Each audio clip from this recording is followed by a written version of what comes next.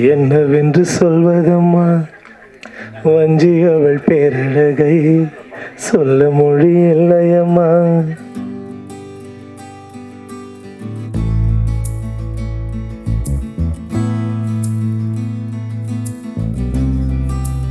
அப்புறம் நான் படம் எடுத்தேன் ஓடலை, நான் என்னையும் சேர்த்து தான் சொல்கிறேன். நான் படம் எடுத்தேன் ஓடல, நான் படம் எடுத்தேன் ஓடலைன்னா படம் நல்லா இருந்தால் தான் ஓடும்.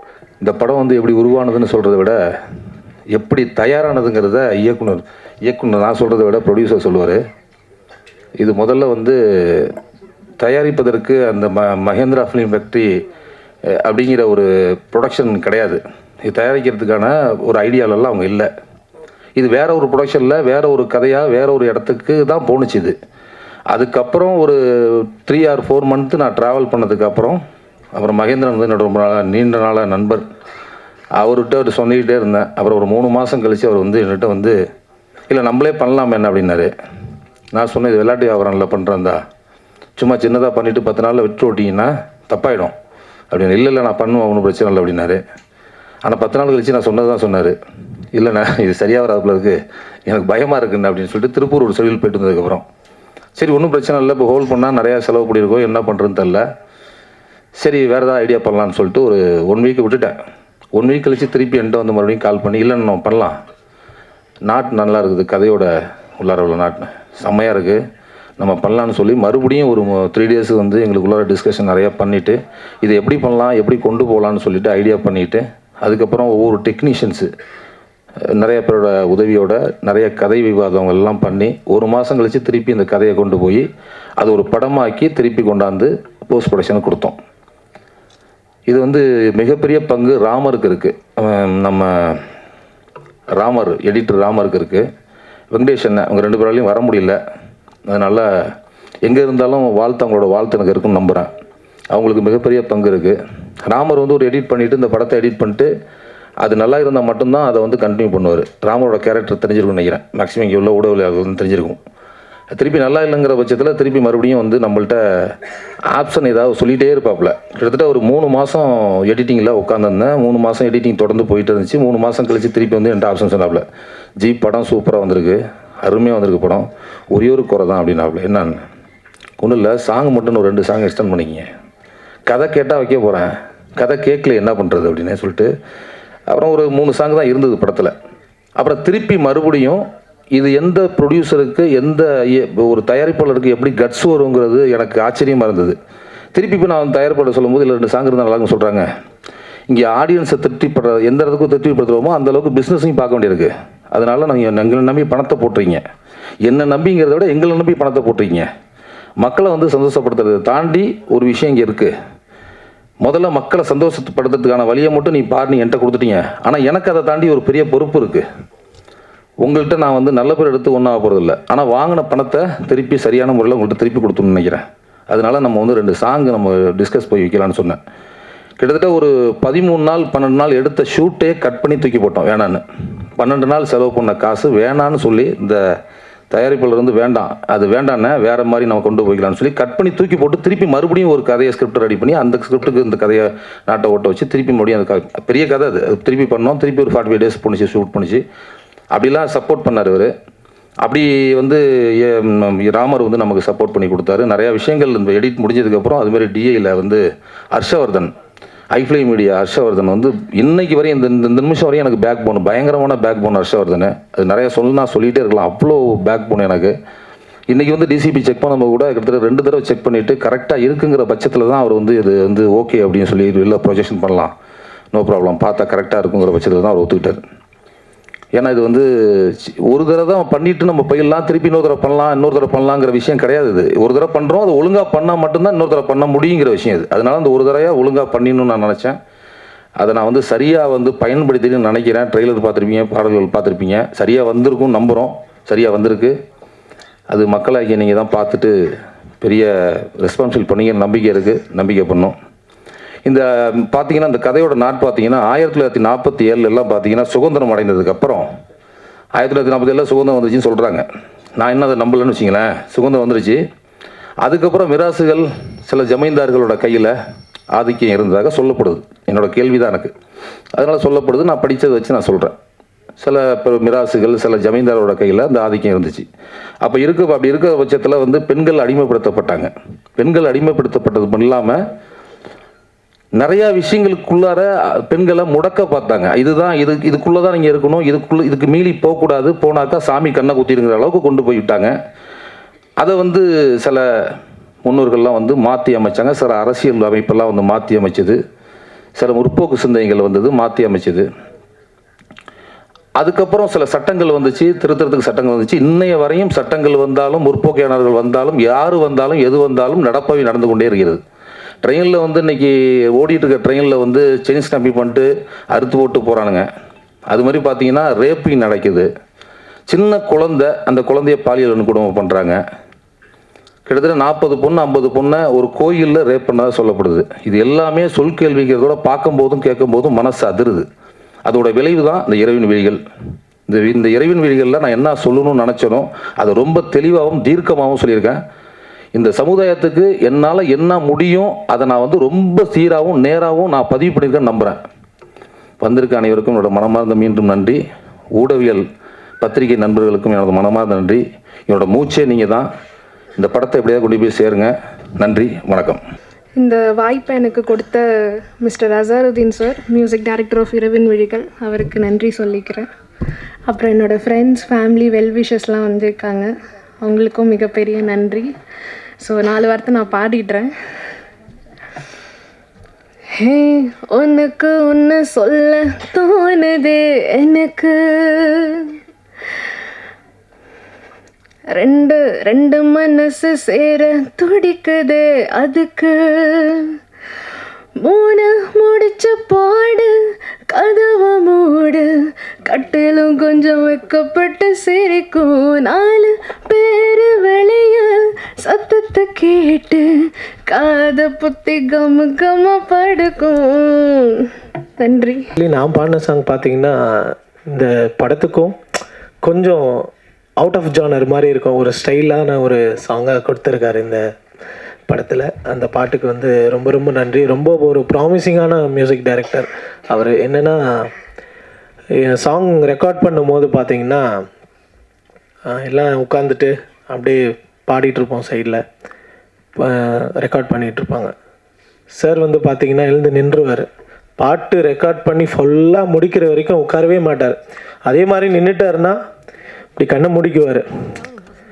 பாட்டு போகிற வரைக்கும் அது ஃபுல் கான்சன்ட்ரேஷன் அப்படியே இருக்கும் அவருக்கு. அந்த பாட்டு அவ்வளோ பர்ஃபெக்ஷனாக வந்து ஒரு சாங்கும் ஒரு லைனும் டியூனில் வந்து அவ்வளோ ஒரு பர்ஃபெக்ஷனாக வந்து ஒர்க் பண்ணார். ரொம்ப நன்றி. அண்ட் வந்து இந்த லிரிசிஸ்ட் அக்ரம் சார் அவர்களுக்கும், அவரும் வந்து ரொம்ப கூடவே இருந்து அந்த சாங் வந்து எப்படி இன்னும் எமோட் பண்ணி எப்படி பாடுறது அந்த மேட்டர்லாம் வந்து நிறைய சொல்லி கொடுத்தாங்க பக்கத்துலேயே இருந்து. ஸோ எல்லாருக்குமே ரொம்ப நன்றி. படக்குழுவினருக்கும் ரொம்ப நன்றி. Thank you so much. முதல்ல வந்து உதயகுமார் சார் இருக்கும்போது என்ன பாடலாசிரியர்னு சொல்கிறதே ரொம்ப ஒரு பெருமையாக தான் நான் பார்க்குறேன். இரவின் விழிகள் இதில் மொத்தம் 5 பாட்டுக்கும் 5 விதமான பேக் ஸ்டோரிஸ் இருக்கும்.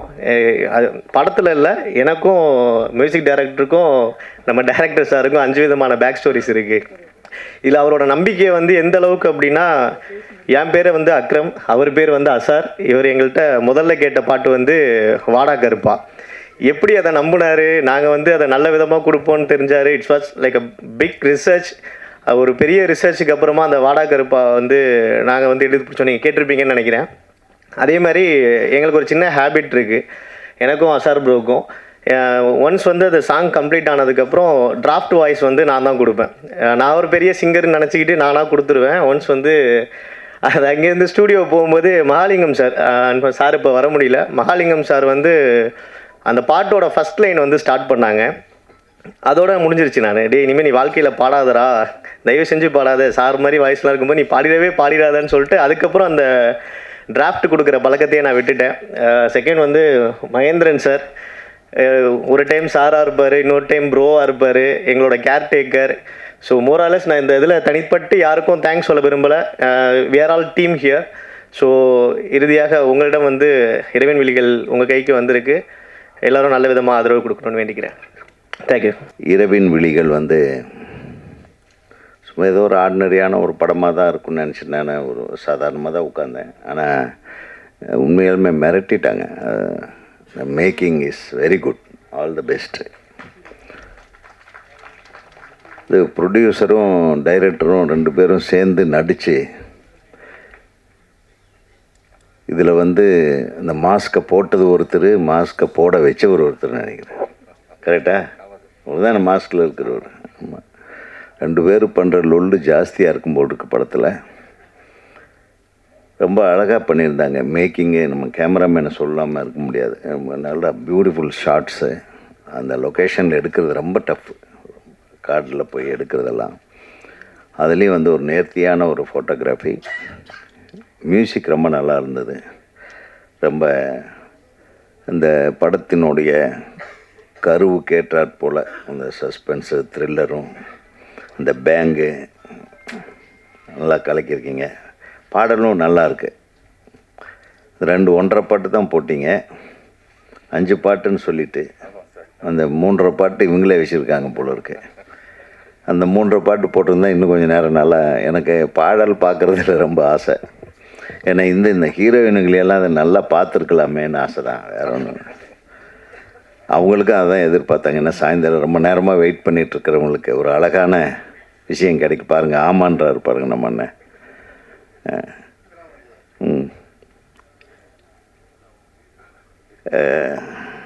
வந்த உடனே நம்ம போஸ் வெங்கட் சொன்னார், ரொம்ப சந்தோஷமாக இருந்தது. இன்றைக்கு கலைமாமணி விருதுகள் அறிவிக்கப்பட்டிருக்கிறது. பெரும்பாலான திரை உலகத்தை சேர்ந்தவர்களுக்கு, திறமையானவர்களுக்கு வழங்கியிருக்கும் குழுவில் தம்பி இடம்பெற்றிருப்பது மகிழ்ச்சி. அவருக்கு ஒரு கரகோஷத்தோட நன்றியை தெரிவித்துக் கொள்ள ஆசைப்படுகிறேன்.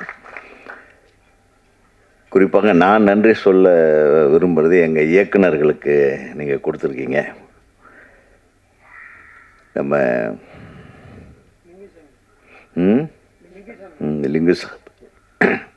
லிங்குசாமி, வெங்கட் பிரபுவா, எஸ்.ஜே. சூர்யா, அப்போ விக்ரமன் அவர்களுடைய துணைவியார், அவங்களுக்கு கொடுத்துருக்காங்க. ரொம்ப நன்றி. அதுக்கு நான் விக்ரமன் சார்பிலேயே நான் நன்றியை தெரிவிச்சுக்கிறேன் இந்த மேடையில்.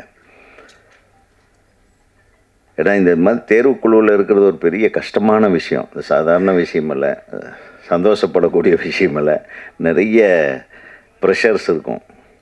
நம்ம தேர்ந்தெடுக்கும் போது ரொம்ப ஜாக்கிரதையாக இருக்கணும். அந்த கிட்டத்தட்ட கடந்த 15 நாளாக ஆஸ்கார் விருதுக்கு இந்தியாவிலிருந்து அனுப்பக்கூடிய படத்தை தேர்ந்தெடுக்கிற குழுவில் நாங்கள் ரொம்ப கஷ்டப்பட்டோம். ஏன்னா நிறைய படங்கள், நல்ல படங்கள் வந்தது. ஒரு பெரிய குறை வந்து தமிழ்லேருந்து எந்த படமும் வரல. ஏன்னா கொஞ்ச நாளாக பார்த்திங்கன்னா திரையரங்குகளில் கூட்டமே வர்றதில்லைன்றாங்க.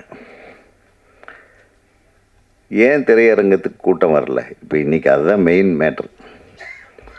படங்கள் எல்லாருமே எடுத்துக்கிட்டு இருக்கிறாங்க, கஷ்டப்பட்டு வர்றாங்க. இந்த மாதிரி இளைஞர்கள் புதுசாக ஏதோ முயற்சி பண்ணி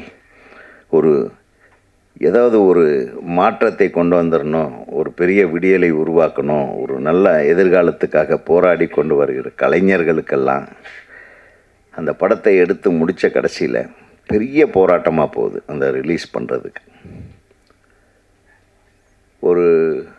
கடந்த மாதம் ரிலீஸ் ஆன ஒரு மிகப்பெரிய படத்துக்கு கூட ஒரு ஊரில் வெறும் 9 பேர் தான் தேட்டரில் உட்காந்துருந்தாங்கன்னு. இன்றைக்கி இப்போ டைரக்டர் விக்ரமன் எனக்கு சொன்னார், வெறும் 9 பேர் தான் சார் உட்காந்துருந்தாங்க. நான் அடிக்கடி சொல்கிறது உண்டு, பெரும்பாலுமாக ரிலீஸ் செய்யப்படுகின்ற சிறிய படங்கள் அந்த தயாரிப்பாளர்களுக்கே தெரியறதில்லை எந்த தேட்டரில் ஓடுதுன்னு, எந்த ஷோ ஓடுறதுன்னு தெரியுது. ஸோ இந்த மாதிரி விஷயங்கள் எல்லாம் வந்து களைவதற்கு நம்ம பேசத்தான் முடியும். பண்ணுற இடத்துல நம்ம இல்லை. ஸோ பண்ணுற இடத்துக்கு பக்கத்தில் இருக்கிற போஸ் வெங்கட்டு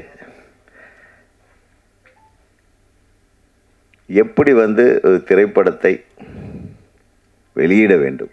அட்லீஸ்ட் ஒரு படத்துக்கு நீங்கள் தேட்டரு வந்து 100 தேட்டர் கூட கொடுக்க வேண்டாம், ஒரு 50 தேட்டர் கொடுத்தாலும் அந்த தேட்டரில் காலை காட்சியிலேருந்து இரவு காட்சி வரையிலும் அந்த படமே ஓடணுன்ற ஒரு கட்டாயத்தை நம்ம உருவாக்கணும்.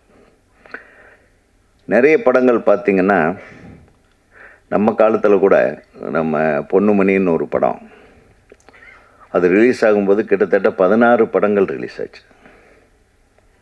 ராஜ்கிரண் சார் படம், பி வாசு சார் படம், என்னோட படம், வாசு சார் படம், இந்த மாதிரி நிறைய படங்கள். அந்த 16 படங்களில் பார்த்திங்கன்னா முதல் வாரம் அப்போல்லாம் வந்து விமர்சனம் உங்களுக்கு தெரியும், 1 2 3 4 5 6ன்னு இந்த மாதிரி போடுவாங்க. அதில் முதல் இடத்துல முதல் வாரம் ஒரு படம் இருக்கும். 2வது வாரம் அந்த படங்கள் எல்லாமே ஓடும். ஏன்னா ஒவ்வொரு படத்துக்கும் வந்து ஒரு 50 தேட்டர், 60 தேட்டர், 40 தேட்டர், 70 தேட்டர், பெரிய படங்களுக்கு 80 தேட்டர் கொடுப்பாங்க. 2வது வாரத்தில் வந்து முதல் வாரத்தில் முதல் இடத்தில் இருந்த படம் வந்து 2வது இடத்துக்கு போயிடும். அது 2வது 3வது இடத்துல இருந்த படம் முதல் இடத்துக்கு வரும். எவ்வளவு அழகாக இருந்தது பாருங்கள். இது எப்படி நடந்தது? அது அத்தனை படங்களையும் மக்கள் பார்க்கிற வாய்ப்பு இருந்தது. ஃபர்ஸ்ட் ஆஃப் ஆல் தியேட்டர்களில் அத்தனை படங்களையும் மக்கள் பார்த்துவிட்டு எது மிகச்சிறந்த படம், எது சிறந்த படம், அதற்கடுத்து சிறந்த படம் எது அப்படின்னு அவங்க வகைப்படுத்தி கொண்டிருப்பார்கள். அவங்க போய் மவுத் டாக் போய் 5வது இடத்துல இருந்த பொன்னுமணி முதல் இடத்துக்கு வந்தது. முதல் இடத்துல இருந்த பார்த்திபனுடைய படம் உள்ளே வெளியே, அது 5வது இடத்துக்கு போகுது. 2வது இடத்துக்கு அரண்மனை கிளி. இதெல்லாம் வந்து நான் எதுக்கு சொல்கிறேன்னா, ஆனால் அந்த 16 படங்களில் 12 படங்கள் வெற்றி படங்கள் தான். அந்த 12 படத்தை தயாரித்த தயாரிப்பாளர்களுக்கும் அவங்க போட்ட காசோட லாபத்தோடு அவங்களுக்கு காசு வந்தது. அதை வெளியிட்ட வெளியீட்டாளர்களுக்கு லாபம், தியேட்டருக்கும் லாபம், தயாரிப்பாளருக்கும் லாபம். அந்த சினிமாவை கொண்டு வர எல்லோரும் முயற்சிக்க வேண்டும் என்று ஒரு அன்பான வேண்டுகோளை நான் யாருக்கிட்ட வைக்கிறதுனே தெரியல. இயக்குனர் சங்கத்தோட தலைவருங்கிற முறையில் இது யாராச்சும் செய்யுங்கன்னு ஆண்டவனை பார்த்து தான் கேட்க வேண்டியதாக இருக்குது. அதை யார் செய்கிறார்களோ அவங்களுக்கு தான் எங்களோட ஓட்டு, சினிமாக்காரங்களோட ஓட்டு.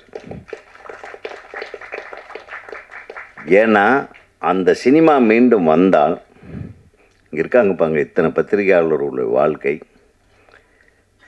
தொழில்நுட்ப கலைஞர்களோட வாழ்க்கை, ஒவ்வொரு படத்துக்கு பின்னாடி வேலை செய்கிற ஆயிரக்கணக்கான பேர்களோட வாழ்க்கை தொடர்ந்து பலப்படும்.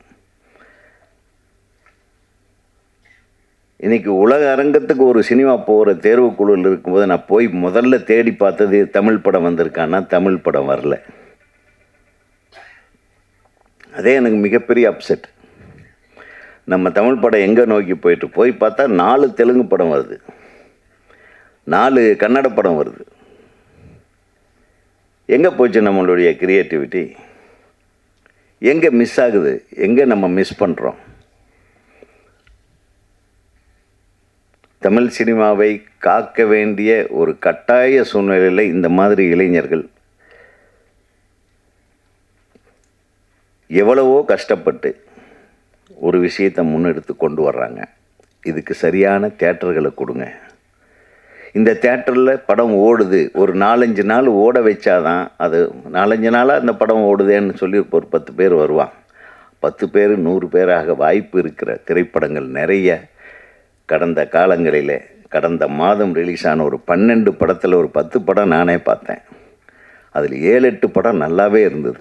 ஆனால் எந்த படமுமே ஓடல. ஸோ நம்ம தமிழ் திரை ரசிகர்களே, நான் அவங்கள தான் கெஞ்சணும், தயவு பண்ணி எல்லா படத்தையும் போய் பாருங்கள். பெரிய படம் வருதுங்கிறதுக்காக உங்கள் காசை சேர்த்து வச்சு டிக்கெட்டுக்கு 150 ரூபா கொடுக்குற டிக்கெட்டுக்கு போய் 1500 ரூபா கொடுத்து படம் பார்க்குறத விட்டுட்டு இந்த 100 ரூபாய் 80 ரூபாய்க்கு காட்டுற இந்த சின்ன படங்களை பாருங்கள்.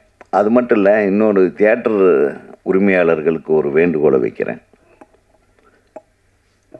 நான் கொஞ்ச நாளைக்கு முன்னாடி லண்டன் போயிருந்தப்போ என் குழந்தை அங்கே படிச்சுட்டு இருந்தாங்க.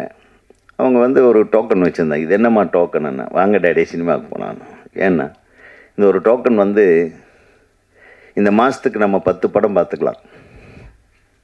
இந்த தேட்டரில் கொடுத்துட்டாங்க. அந்த தேட்டரில் ஓடுற சினிமா 10 சினிமாவை ஒரு மாதத்துக்கு நம்ம பார்த்துடலாம். அதுக்கும் ஒரு அமௌண்ட் அவ்வளோதான்.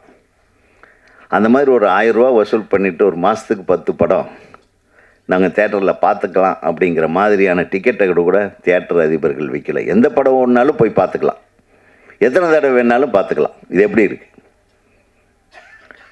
ஏதோ ஒன்று செஞ்சு சினிமாவை காப்பாற்றுங்க, காப்பாற்றுறதுக்கு உதவிகரமாக இருங்கன்னு சினிமாவை காப்பாற்றும் வல்லமை படைத்தவர்களுக்கு எனது வேண்டுகோளை வைத்து இந்த திரைப்படம்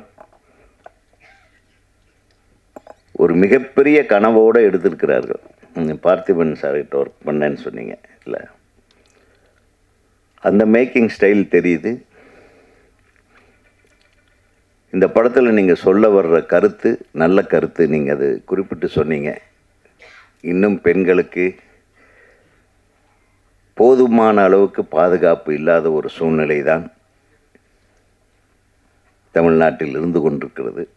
ஒவ்வொரு காலகட்டத்திலையும் அப்படி தான் இருக்குது. எல்லா நான் இன்றைக்கு மட்டும் சொல்லலை, இவர் சொன்ன மாதிரி 47லேருந்து இன்றைக்கி வரையிலும் என்றைக்கு ஒரு பொம்பளை தனியாக மிட் நைட்டில் சுதந்திரமாக போயிட்டு வராளோ அன்றைக்கி தான் இந்த நாட்டுக்கு சுதந்திரம்னு சொன்னாங்க. அந்த சுதந்திரம் இன்னும் கிடைக்கல. ஏன் பகல் நேரத்துலேயே தனியாக போக முடியாது போல. ஆக ஒரு குறிப்பிட்ட நோக்கத்தோடு எடுக்கப்பட்ட இந்த திரைப்படத்தை அனைவரும் ஆதரியுங்கள். அது தொடர்ந்து நம்ம ஆதரிக்கிறவங்க இங்கே தான் இருக்காங்க. நிச்சயமாக இந்த படத்தை பற்றி நல்லா எழுதுவாங்க. இந்த படத்தை பற்றி பரபரப்பான என்ன நிறைய பேர் பப்ளிசிட்டி பண்ண மாட்டேன்றாங்க. நம்ம பீரியட்லலாம் எப்படின்னா ஷூட்டிங்க்கு போகும்போது இருந்து ஸ்டில்ஸ் வர ஆரம்பிச்சிடும். இப்போ ஸ்டில்ஸே லீக் பண்ண மாட்டேன்றாங்க. என்னமோ ஒரு பேரை சொல்லி ஃபஸ்ட்டு லுக்கு. என்னங்கடா ஃபஸ்ட்டு லுக்கு? இப்படி எல்லாம் சொல்லி ஏமாற்றிட்டு இங்கிலீஷ்காரன் ஸ்டைலை மட்டும் ஃபாலோ பண்ணால் பார்த்தாது. நம்ம ஊரில் நமக்கு என்ன சாப்பாடோ அது அந்த மாதிரி பரிமாறினா தான் நம்மளுக்கு அது ஏற்ற மாதிரி ஆகும். அதனால் ஃபஸ்ட்டு ஷூட்டிங் போகும்போது ஃபஸ்ட்டு வீக்கில் என்னென்ன ஷூட் பண்ணுறோமோ என்னென்ன அதுக்கெல்லாம் அனுப்புனீங்கன்னா அவங்கெல்லாம் அழகாக போடுவாங்க. ஒவ்வொரு படத்தை பற்றி எழுதுவாங்க. ஒரு 20 தடவையாவது ப்ரெஸ்ஸை கூப்பிட்டு நாங்கள் பேசுவோம். அந்த முறைகளை எல்லாம் திரும்பி கொண்டு வாங்க. இவங்கக்கிட்ட நிறைய வேலை வாங்கலாம். அவங்க ரெடியாக இருக்காங்க. கூப்பிட்ட என்னடா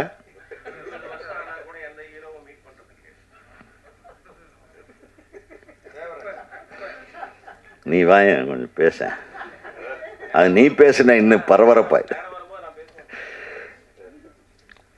அதை ஹீரோக்கள் பார்க்குறது இல்லை, ஹீரோயின் பார்த்துறாங்கள. ஒன்று நிறைய ஹீரோயின் ஃபோட்டோவாக போட்டுட்ருக்கீங்க. அவர் ஹீரோவை போய் பார்க்குறதே கிடையாது, இவர் பார்க்குறது இல்லை. சரி, பாதி உண்மை இருக்குது அதில் நீங்கள் சொன்னதில்.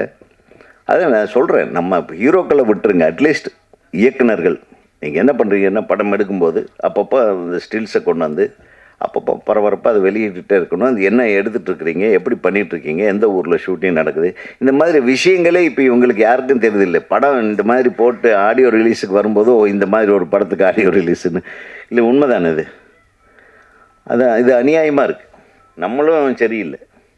அதனால் நம்ம மேக்கிங்கில் கான்சன்ட்ரேட் பண்ணுறோமே தவிர இன்றைக்கி பப்ளிசிட்டிக்கு வந்து எல்லாம் ஒரே டைமில் வந்து நீங்கள் தான் உங்கள் கையில் தான் படம் இருக்குது, உங்கள் கையில் தான் படம் இருக்குன்னு சொல்லி அவங்க கையில் என்னத்த இருக்குது? பாவம், ஒன்றும் இல்லை. படம் நல்லா இருந்தால் நல்லா இருக்குன்னு எழுத போகிறாங்க. அப்புறம் அவங்கள போட்டு நம்ம யூடியூபர்ஸை திட்டுறோம். அது வேறு ஒரு பக்கம். அவங்கள ஏதோ ஒன்று அவங்க பண்ணுறாங்க, ஏதோ தப்பாவது நம்ம படத்தை பற்றி சொல்கிறாங்களேன்னு சந்தோஷப்படுங்க. ஆக இந்த படத்துக்கு நல்ல பப்ளிசிட்டி கொடுங்க. மிகப்பெரிய வெற்றி படமாக இது அமைய எனது மனமார்ந்த வாழ்த்துக்களை தமிழ்நாடு திரைப்பட இயக்குநர்கள் சங்கத்தின் சார்பாக தெரிவிப்பதில் மகிழ்ச்சி அடைகிறேன். அடுத்து நம்ம பேரரசு இருக்கார், என் சார்பாக அவர் நிறைய பேசுவார். அதுக்கப்புறம் என்ன, நீ ஹீரோயின்கள்லாம் இருக்காங்க, அவங்கள பற்றியாலும் நீ பேச வேண்டியிருக்கு. நான் யார் பேரையும் சொல்லலைப்பா, உனக்காக சந்தோஷப்படு. ஹீரோயின்களுக்கும் எனது மனமார்ந்த வாழ்த்துக்கள். அனைத்து தொழில்நுட்ப கலைஞர்களுக்கும் எனது வாழ்த்துக்கள். நன்றி, வணக்கம். மியூசிக் வந்து ஒரு படத்துக்கு எந்த அளவுக்கு முக்கியங்கிறது எல்லாருக்குமே தெரியும். அது ஒவ்வொரு சீன்லேயுமே பார்த்து அவர் பண்ணார். அதேமாதிரி நல்லா வந்திருக்கு. அப்புறம் என் படத்தில் 5 பாட்டுக்கும் பாடின சிங்கர்ஸ் விஷ்ணு சரண், அப்புறம் வந்து விஜயஸ்ரீ, லிரிக்ஸ் எழுதின அரவிந்த் அக்ரம். அவர் என்ன அந்த லிரிக்ஸ் வந்து ஒரு பாட்டுமே பார்த்து அவர் ஒரு தடவை அனுப்புனாருன்னா அதில் எந்த ஒரு கரெக்ஷனுமே இருக்காது. அவர் டைரக்டருமே அப்படி தான் அவர் சொல்லுவார். ஏன்னா அவ்வளோ பர்ஃபெக்டாக அவர் எழுதி கொடுத்தாரு. அதே மாதிரி பாட்டுமே நல்லா வந்துருந்துச்சு. அப்புறம் வேறு யார் மிஸ் பண்ணுறேன்னு தெரில. ஏன்னா எனக்கு ரொம்ப வருத்தமாக இருக்குது, பேசுகிறதே இல்லை ஸ்டேஜில் ஃபஸ்ட் டைம். ஸோ எல்லாருக்குமே நன்றி, இங்கே இருந்திருக்கிற எல்லாருக்கும். இந்த படம் வந்து எல்லார்ட்டையும் போய் சேரணும்னு நான் வந்து நினைக்கிறேன். அப்புறம் முக்கியமாக கான கௌரி சங்கர், அவர் வந்து நல்லா பாடி கொடுத்துருக்க ஒரு பாட்டு சாங் பாடியிருக்காரு. ஸோ அவருக்குமே நன்றி.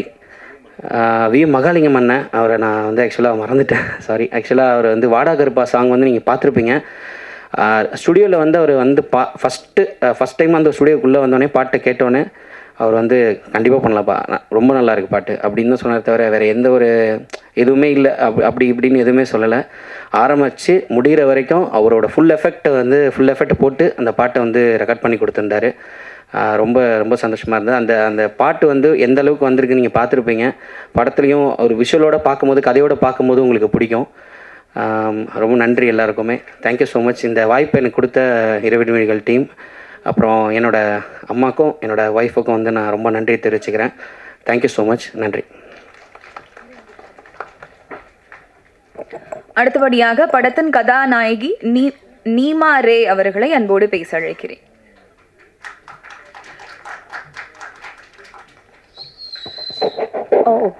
மாலை வணக்கம். ஹலோ மச்சாஸ், எல்லாரும் நல்லா இருக்கீங்களா? இங்கே வந்ததுக்கு எல்லாருக்கும் ரொம்ப நன்றி. மீடியா ஃப்ரெண்ட்ஸுக்கு மிக்க நன்றி சொல்லுவேன். Rajesh sir, mister perfectionist. அவங்களுக்கு எப்படின்னா ஒரு நிறையா ஐடியாஸ், ரொம்ப எப்போவுமே நிறையா தாட்ஸ் எல்லாமே வரும். ஐ வில் டெல் ஒன் என்ன ஆச்சு ஸ்டோரி சொல்லுவேன். இந்த படம் ஸ்டார்ட் ஆகும் முன்னாடி எனக்கு கால் வந்திருக்கு டைரக்டர். ஹலோ, நாங்கள் ராஜேஷ் டிரெக்டர் தான், இந்த மாதிரி நாங்கள் படம் பண்ணிகிட்டு இருக்கேன், ஸ்டோரி எல்லாம் சொன்னார். ஓகே ஃபைன், எனக்கு பிடிச்சிருக்கு. நாங்கள் ஷூட்டிங் போயிட்டேன், ஃபஸ்ட் டே ஷூட்டிங் போயிட்டேன். ஷூட்டிங் ஸ்டார்ட் ஆயிடுச்சு. அப்போது ஸ்கிரிப்ட் கொடுத்தார். ஸ்கிரிப்ட் பார்த்துட்டா என்ன இது நல்லா சேஞ்சஸ் பண்ணிகிட்டு இருக்கார். அப்புறம் ஒன் டே ஷூட்டிங் ஃபினிஷ் ஆயிடுச்சு. நெக்ஸ்ட் டே ஷூட்டிங் போயிடுச்சு. ஹீரோ கேரக்டரை சேஞ்ச் பண்ணிகிட்டு இருப்பார். அந்த மாதிரி ஷூட்டிங் போயிட்டு லாஸ்ட்லேயே பேக்கப் ஆயிடுச்சு. எல்லோரும் ஊரும் கிளம்பிட்டார், பேக்கப் ஆயிடுச்சு. ஒரு வாரம் அப்புறம் டிரெக்டர் கால் வந்திருக்கு. நீமா, அந்த சீனை கொஞ்சம் எனக்கு வேறு ஐடியா வந்திருக்கு, நீங்கள் நெக்ஸ்ட் வாரம்ல ஃப்ரீ இருக்கீங்க, நீங்கள் ஷூட்டிங்குக்கு வாங்க. ஓகே சார், நாங்கள் வரோம், நாங்கள் ரெடி இருக்கேன். அதுவும் ஷூட்டிங் ஃபினிஷ் ஆயிடுச்சு. எல்லோரும் பேக்கப் பண்ணிவிட்டு எல்லோரும் டாட்டா பாய் பாய் சொன்னார், கிளம்பிட்டார். அப்புறம் 2 வாரம் அப்புறம் நான் தான் கால் பண்ணியிருக்கேன் டிரெக்டருக்கு. ஹலோ சார், எப்படி இருக்கீங்க?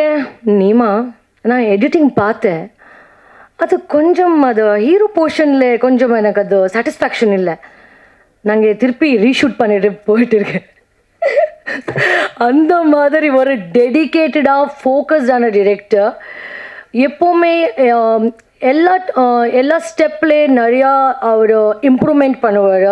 அப்புறம் ஆக்டர்ஸ் கேலிபரும் பார்த்துட்டு அவர் கேரக்டரைசேஷன் ரொம்ப அழகாக கொடுத்தாரு.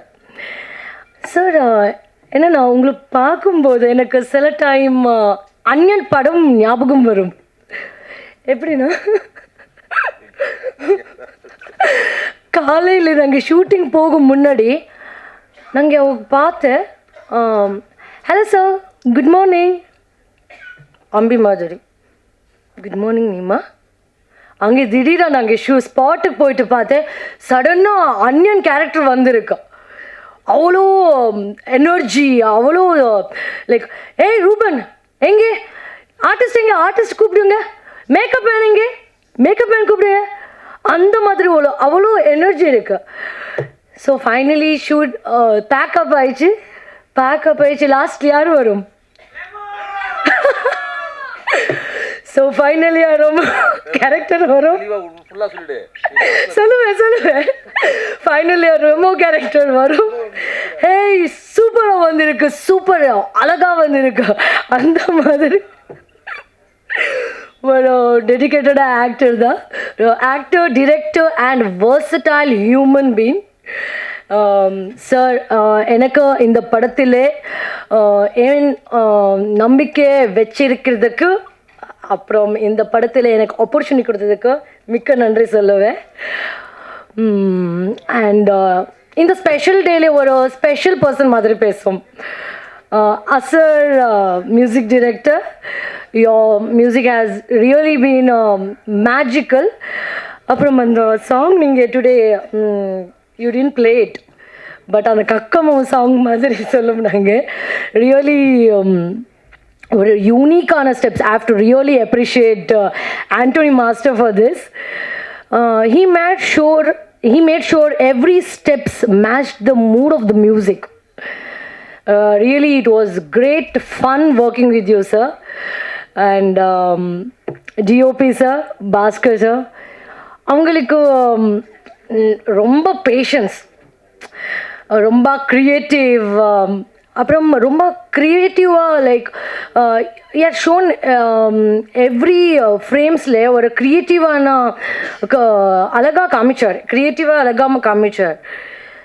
He made sure he had shown the story like very beautifully through his lens. And எல்லாருக்கும் இங்கே என் கூட மகேந்தர் இந்த படத்தில் ஒரு பேக் போன், இந்த மெயின் பில்லர் தான் சொல்லும். Producer cum hero. எனக்கு உங்களுக்கு கூட ஒர்க் பண்ணுறதுக்கு ரொம்ப சந்தோஷமாயிடுச்சு. நீங்கள் ரொம்ப சப்போர்ட்டிவ் ஃப்ரம் த பிகினிங், ரொம்ப சப்போர்ட்டிவாக பண்ணிட்டு இருக்கிறார் அண்ட் இருந்தார். ஸோ இங்கே என் கூட ஒர்க் பண்ணிட்டு எல்லாருக்கும் டெக்னீஷியன்ஸ் அண்ட் ஆக்டர்ஸ் எல்லோரும் ரொம்ப சப்போர்ட் பண்ணிட்டு இருக்கார். எல்லாருக்கும் ரொம்ப நன்றி. இங்கே அப்புறம் என்ன சொல்லும், ஸோ சூன் நம்ம படம் ரிலீஸ் ஆகும். எல்லோரும் தியேட்டர் போயிட்டு மூவி பாருங்கள். நீங்கள் மட்டுமல்ல, உங்கள் குடும்பம் நண்பர்கள் கூட மூவி போயிட்டு பாருங்கள். உங்கள் ஆசீர்வாதம் எனக்கு என்னுடைய டீமுக்கு வேணும். அண்ட் நாங்கள் ஏதாவது தப்பாக பேசிட்டு மன்னித்து விடுங்கள். அண்ட் நன்றி. இனியாயிராவ் எனக்கு ஒரு சாங் தான் முதல்ல கொடுத்தாங்க. என்னை டைரக்டருக்கு எனக்கும் பெருசாக அறிமுகம் இல்லை. ஃபைட் மாஸ்டர் சரவணன் அவர் அறிமுகப்படுத்தி வச்சார். ஒரு சாங் பண்ணேன், அது பிடிச்சி போயிட்டு அடுத்த சாங் கொடுத்தாங்க. அந்த சாங்கும் நல்லா பண்ணேன். இப்படியா 4 சாங்கும் நானே கோரியோகிராஃப் பண்ணுறதுக்கு எனக்கு வாய்ப்பு கொடுத்த இயக்குனர் ராஜேஷ் சார் அவர்களுக்கு ரொம்ப நன்றி. தயாரிப்பாளர் மகேந்திரன் சார் அவர்களுக்கும் ரொம்ப நன்றி. எனக்கு வந்து இது வேணும் அது வேணும் அது வேணும் அப்படிலாம் கேட்கல. நான் கேட்கறதுக்கு முன்னாடியே அவங்களே எல்லா வசதிகளும் செஞ்சு கொடுத்தாங்க. அதுக்காக தயாரிப்பாளருக்கு ரொம்ப ரொம்ப நன்றி சொல்கிறேன். அவரே கதாநாயகனாக நடித்தார். அவரை ஆட வைக்கிறதுக்கு எக்ஸ்ட்ரா சம்பளம் கொடுத்தாங்க. எனக்கு எக்ஸ்ட்ரா சம்பளம் கொடுத்தாங்க. அதுக்காக ரொம்ப நன்றி. பாருங்கள், இப்போ பார்க்குறதுக்கு அவர் அப்படி சாதாரணமாக இருக்கும். ஸ்க்ரீனில் பாருங்கள், செம்மையாக பர்ஃபார்ம் பண்ணியிருப்பார். உண்மையாக சொல்கிறேன், அந்தளவுக்கு அவரை வேலை வாங்கியிருக்கோம். எனக்கு நிறைய ஒத்துழைப்பு கொடுத்தாரு. நான் என்ன சொன்னாலும் மாஸ்டர் சொல்லுங்கள் மாஸ்டர், செய்கிறேன் ஒரு 10 தடவைன்னா கூட அவர் எனர்ஜி குறையாமல் பண்ணார். அவரை பண்ண வச்சார் டைரக்டர். அந்தளவுக்கு ஒரு குடும்பமாக இருந்தோம் நாங்கள். எப்படின்னா ஒரு டெக்னீஷியன் மாதிரி தனித்தனியாக அவங்க வந்தோமா வேலையை முடித்தோமா அப்படி இல்லாமல் ஒரு குடும்பமாக இருந்து அழகாக அந்த படத்தை முடிச்சிருக்கோம். ஸோ நீங்கள் எல்லோரும் இந்த படத்தை பார்த்து வெற்றி படமாக ஆக்கணும்னு உங்கள் எல்லோரையும் வேண்டி கேட்டுக்கிறேன். நன்றி, வணக்கம். இந்த படத்தோட கதையை வந்து என்கிட்ட டைரக்டர் சொன்னார். சொல்லும்போது வேற ஒரு ப்ரொடக்ஷனில் நடிக்கிறதுக்கு தான் என்னை கூப்பிட்டாரு.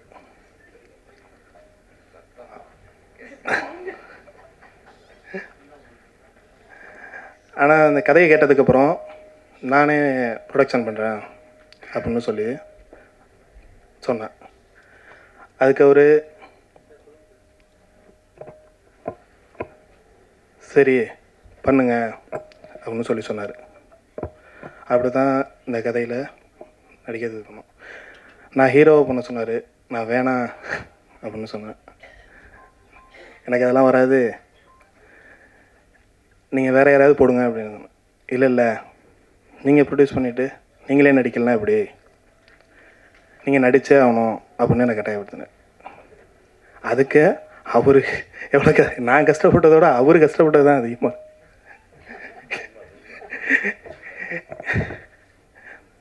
என்னை ரொம்ப கஷ்டப்பட்டு நடிக்க வச்சு, டார்ச்சர்னா கொஞ்சம் இல்லை, அந்த அளவுக்கு டார்ச்சர் பண்ணி நடிக்க வச்சார். ஏன்னா நம்ம இங்கே நடிச்சிடலாங்க, நான் பார்க்குறதோட இந்த மக்கள் பார்க்கும்போது நீங்கள் அந்த கதையோடு கரெக்டாக ஒத்து போகணும் அப்படின்னா. ஒரு சீனை ஒரு டேக்கு 2 டேக்கெலாம் இல்லை, 10 டேக்காக இருந்தாலும் விட மாட்டார். அவருக்கு அந்த சீன் சாட்டிஸ்ஃபேக்ஷன் ஆனதுக்கு அப்புறம் தான் என்னை விடுவார். ஒரு நாள் காலையில் 6 மணிக்கு ஸ்டார்ட் ஆகி மதியானம் 12 மணி வரைக்கும் விடல, காலை சாப்பாடு கூட சாப்பிட விடல. அந்த மாதிரிலாம் ஷூட்டிங் பண்ணுச்சு.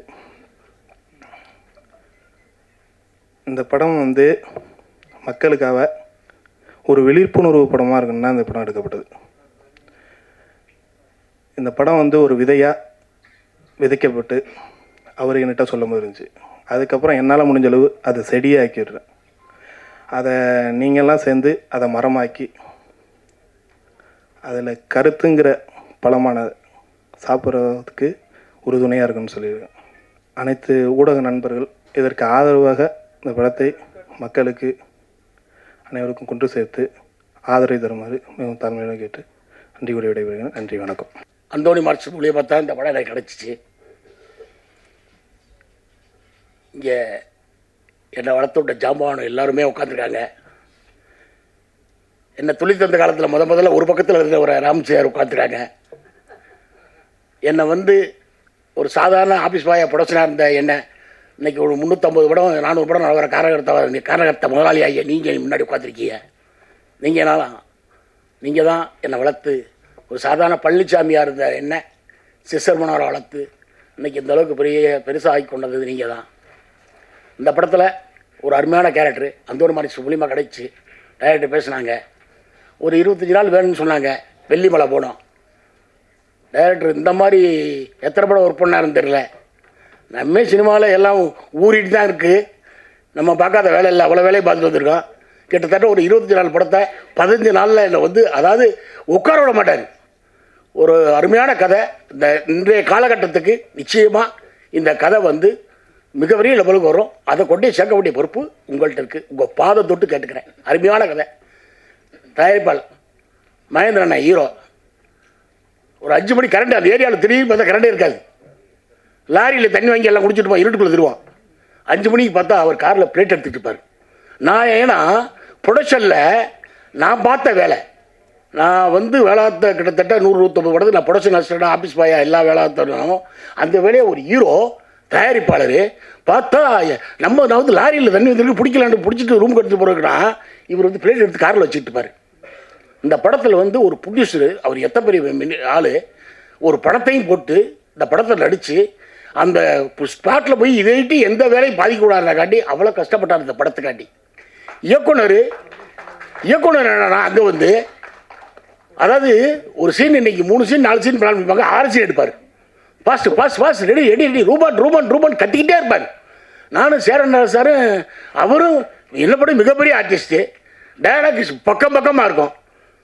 போகலானே பாரு. நிச்சயமாக அது எங்களால் முடிஞ்ச அளவுக்கு பண்ணியிருக்கோம். அது காரணகர்த்தா டைரக்டர் தான் சிக்கல் ராஜேஷ் சார். அருமையான இயக்குனர், அருமையான கதை. இந்த படத்தை நீங்கள் கொண்டு போய் சேர்த்து இந்த படத்தை மிகப்பெரிய வெற்றி படமாக்கணும். மகேந்திரனை நிச்சயமாக பெரிய லெவலுக்கு வரணும். இந்த வேலை பாஸ்கர் சார் கேமராமேன் பாருங்க, இந்த பாருங்க ஒன்றுமே தெரியாம பேர் உட்காந்து காப்பிருங்க. கொலையை அத்தே விடுவார். ஒன்றுமே இல்லை, ரெடி இந்த ஒன் இந்த போலாம் பேர். வெயில் இல்லாட்டாலும் மழை பெஞ்சாலும் சாட்டை எடுப்பார். இருட்டாக இருந்தாலும் ஷாட் எடுப்பார். அவர் இந்த பாஸ்கரண்ணே வந்து அவ்வளோ ஒரு திறமையான ஆள்.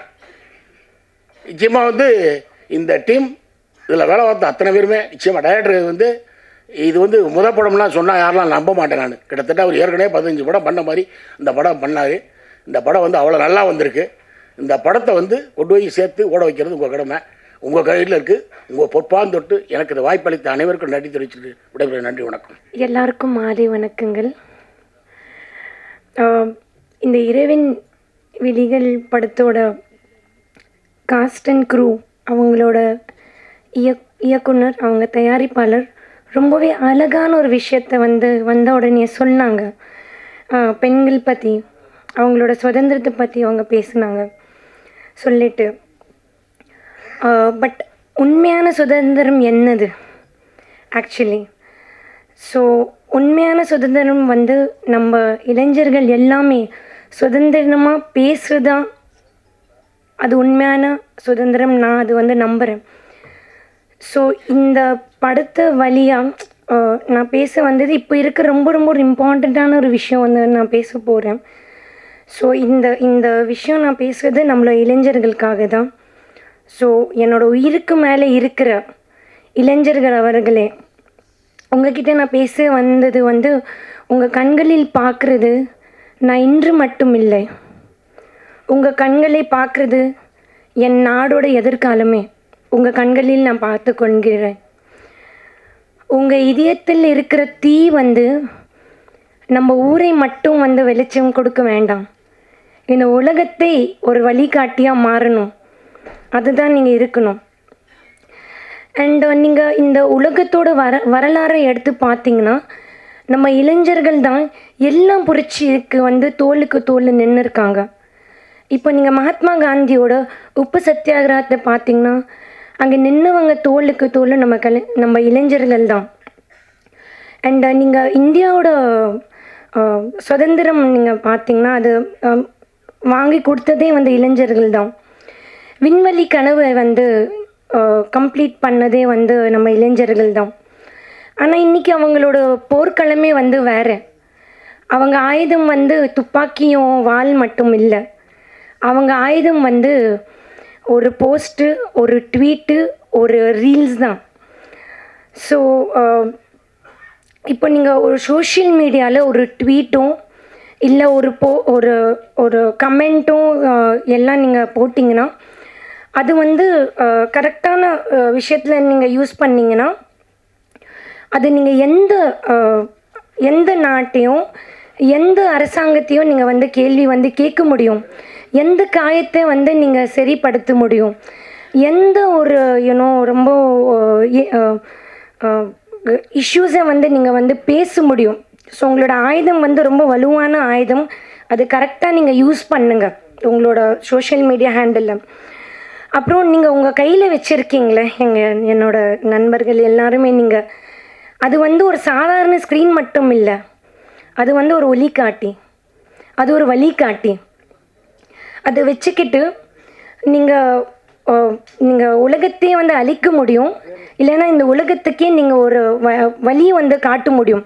ஸோ இந்த ஸ்க்ரீனை நீங்கள் சாதாரணமாக நினச்சிக்காதீங்க, இது ஒரு புரட்சி. ஸ்க்ரீன் மட்டும் இல்லை உங்கள் கையில் இருக்கிறது. ஸோ என்னோடய இளைஞர்கள், என்னோடய நண்பர்களுக்கு நான் என்ன சொல்ல விரும்புகிறேன்னா, உங்கள் லைஃப்பை நீங்கள் ஜஸ்ட்டு சாதாரணமாக ஸ்க்ரோல் பண்ணாதீங்க. நண்பர்களே, நீங்கள் ஜஸ்ட் சிம்பிளி ஒரு லைக்ஸ் அண்ட் ஃபாலோவர்ஸ்க்காக உங்கள் வாழ்க்கையை நீங்கள் அழிச்சிடாதீங்க. உங்களோட குரல் இருக்குல்ல, அதை நீங்கள் ஒரு நாட்டுக்காக பயன்படுத்துங்க, ஒரு காட்டுக்காக நீங்கள் பயன்படுத்துங்க. ஒரு குரல் இல்லாத குழந்தைங்களுக்காக ஒரு குரலாக மாறுங்க. ஒரு ரொம்பவே ஏரியான இருக்க தாய்மார்களுக்கு ஒரு குரலாக மாறுங்க. கொஞ்சம் கொஞ்சமாக அழிஞ்சிட்டு இருக்கிற நதிகளுக்கு அது நீங்கள் யூஸ்ஃபுல்லாக இருங்க. அண்ட் நீங்கள் என்ன நினைக்கிறீங்க, இன்ஃப்ளூயன்ஸ் ஃபேஷன் மட்டும்தான் ஒரு இன்ஃப்ளூயன்ஸா? இன்ஃப்ளூயன்ஸ் உங்கள் கருத்து, இன்ஃப்ளூயன்ஸ் உங்கள் குரல், இன்ஃப்ளூயன்ஸ் மற்றவங்களுக்கு காட்டுற கருணை. நீங்கள் எப்படி கருணை காட்ட முடியுது? நீங்கள் மற்ற மனிதர் மேலே வச்சிட்டு இருக்கிற நேசமோ அவங்க மேலே வச்சிட்டு இருக்க உறவு தான் உண்மையான இன்ஃப்ளூயன்ஸ் உங்களுக்கு. சும்மா இது நம்ம சோஷியல் மீடியாவில் பார்க்குற இன்ஃப்ளூயன்ஸ் மட்டும் கிடையாது. அப்படி போயிட்டு நீங்கள் மற்றவங்க லைஃப்பை வந்து இன்ஃப்ளூயன்ஸ் பண்ணுங்கள். நீங்கள் அந்த சோஷியல் மீடியா வச்சுட்டு ஒரு வெறுப்பு வந்து காமிச்சிங்கன்னா அது 1000 மடங்கு இன்க்ரீஸ் ஆகும், அது வளரும். அதே மாதிரி நீங்கள் ஒரு நம்பிக்கை காமிச்சிங்கன்னா அது 1000 வாட்டி வந்து வளரும். அதே மாதிரி துணிச்சல் காமிச்சிங்கன்னா அது 1000 வாட்டி மடங்காக போயிட்டு மற்றவங்களுக்கு உதவியாக இருக்கும். அது யாராலேயும் வந்து நீங்கள் நிப்பாட்ட முடியாது. ஸோ உங்களோட நாட்டோட எதிர்காலம் வந்து பாராளுமன்றமோ இல்லை ஒரு கார்ப்பரேட் நிறுவனங்கள் வந்து டிசைட் பண்ணலை, அவங்க வந்து தீர்மானிக்கலை. அது எல்லாம் உங்கள் இளைஞர் கைகளில் தான் இருக்குது. உங்கள் கையில் வச்சிட்ருக்கிற ஃபோனும் சோஷியல் மீடியாவில் தான் இருக்குது. ஸோ யாருமே இங்கே வந்து நாட்டோட ஃபேட்டை வந்து டிசைட் பண்ண முடியாது. ஸோ நாளை வந்து நம்ம எல்லாருமே ஒரு உலகம் வந்து திரும்பி பார்க்கும்போது எப்படி பார்க்க போகிறாங்கன்னா, தமிழ்நாடுல இருக்க இளைஞர்கள் ரொம்பவே கஷ்டப்பட்டு போராடி இந்தியாவோட தலையெழுத்தே வந்து மாற்றிருக்காங்க. அப்படி தான் இந்த சோஷியல் மீடியாவை நீங்கள் யூஸ் பண்ணுங்கள். ஸோ ஒரு நல்ல குரலை வந்து சோஷியல் மீடியாவில் நல்ல குரலாக வந்து மாற்றுங்க சோஷியல் மீடியாவில். அண்ட் நீங்கள் வந்து ஒரு நல்ல உதாரணமாக இருங்க. உங்கள் கமெண்ட்ஸை வந்து கரெக்டாக நீங்கள் யூஸ் பண்ணுங்கள்.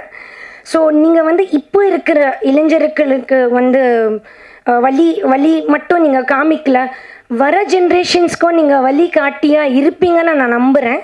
ஸோ இந்த படத்தோட காஸ்ட் அண்ட் க்ரூக்கு என்னோட மனமார்ந்த வாழ்த்துக்கள். இந்த படம் பெருசாக வெற்றி படட்டும். Thank you John sir for giving me this opportunity. இந்த படம் எடுத்த ப்ரொடியூசர் மகேந்திரன் அவர்களுக்கு ரொம்ப நன்றி. ஏன்னா வந்து நான் எப்பவுமே ப்ரொடியூசர் பாயிண்ட் ஆஃப் வியூ தான் பேசுவேன். ஏன்னா ஒரு ப்ரொடியூசர் இருந்தால் தான் ஒரு படம் வரும். ஸோ ப்ரொடியூசர் அப்படின்ற ஒருத்தர்னால தான் 100 பேருக்கு வேலை கிடைக்கும், 10,000 பேர் வந்து படம் பார்க்கலாம், 10 லட்சம் பேர் படம் பார்க்கறதுக்கான ஒரு வாய்ப்பு இருக்கும். So congratulations. அடுத்து வந்து இயக்குனர் டைரக்டர் இல்லாமல் எந்த படமும் வெளியில் வரப்போகிறது கிடையாது. ஸோ உதயகுமார் சார் வந்து மென்ஷன் பண்ணியிருந்தார் ஒரு ப்ராப்ளம், எஸ்பெஷலி அது நானும் ஒத்துக்கிறேன். ஏன்னா ரொம்ப நாளாக வந்து ஆல்மோஸ்ட் 6 months ஆல் மோர் தென் மேபி மைண்டில் ரொம்ப டிஸ்டர்பிங்காக இருந்த தாட்டே இது தான். நான் தமிழ் கிடையாது, I am born brought up in Andhra, but due to love of Tamil Nadu and Tamil culture I shifted over here.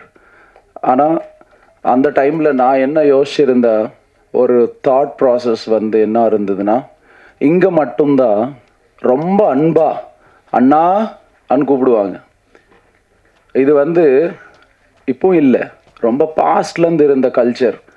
அப்போ Telugu industry separate, Tamil industry separate கிடையாது. அது ஒரு பாசத்தோட அண்ணா அக்கா அண்ணான்றது வந்து ரொம்ப பாசமாக இருந்தது. அதோட வேல்யூ, அதோட டெப்த் ஆஃப் ஆரிஜின் வந்து ரொம்ப ஸ்ட்ராங்காக இருந்துச்சு. இப்பவும் பார்த்தா எல்லாம் ப்ரோவாக மாறிச்சு. ஸோ இது எதுக்கு சொல்ல வரேன்னா, தமிழ்நாட்டில் வந்து கல்ச்சர் அண்ட் சினிமா வந்து ஒரு பாட்டாக இருந்தது.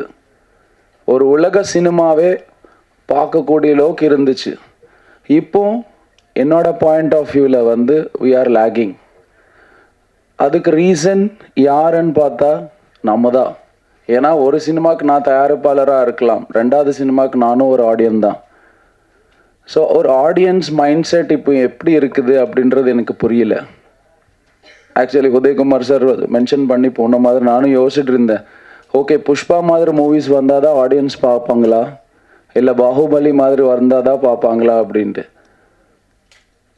ஆனால் அதர் ஸ்டேட்ஸில் எல்லா லாங்குவேஜஸில் எல்லா மூவிஸுக்கும் ஓரளவுக்கு கான்ஃபிடெண்ட்டாக போயிட்டுருக்கு. ஈவன் ஒரு லாஸ்ட் வீக் வந்து ரொம்ப சின்ன படங்கள் தான் தெலுங்கில் ரிலீஸ் ஆகிருக்கு, பயங்கர ஹிட்டு.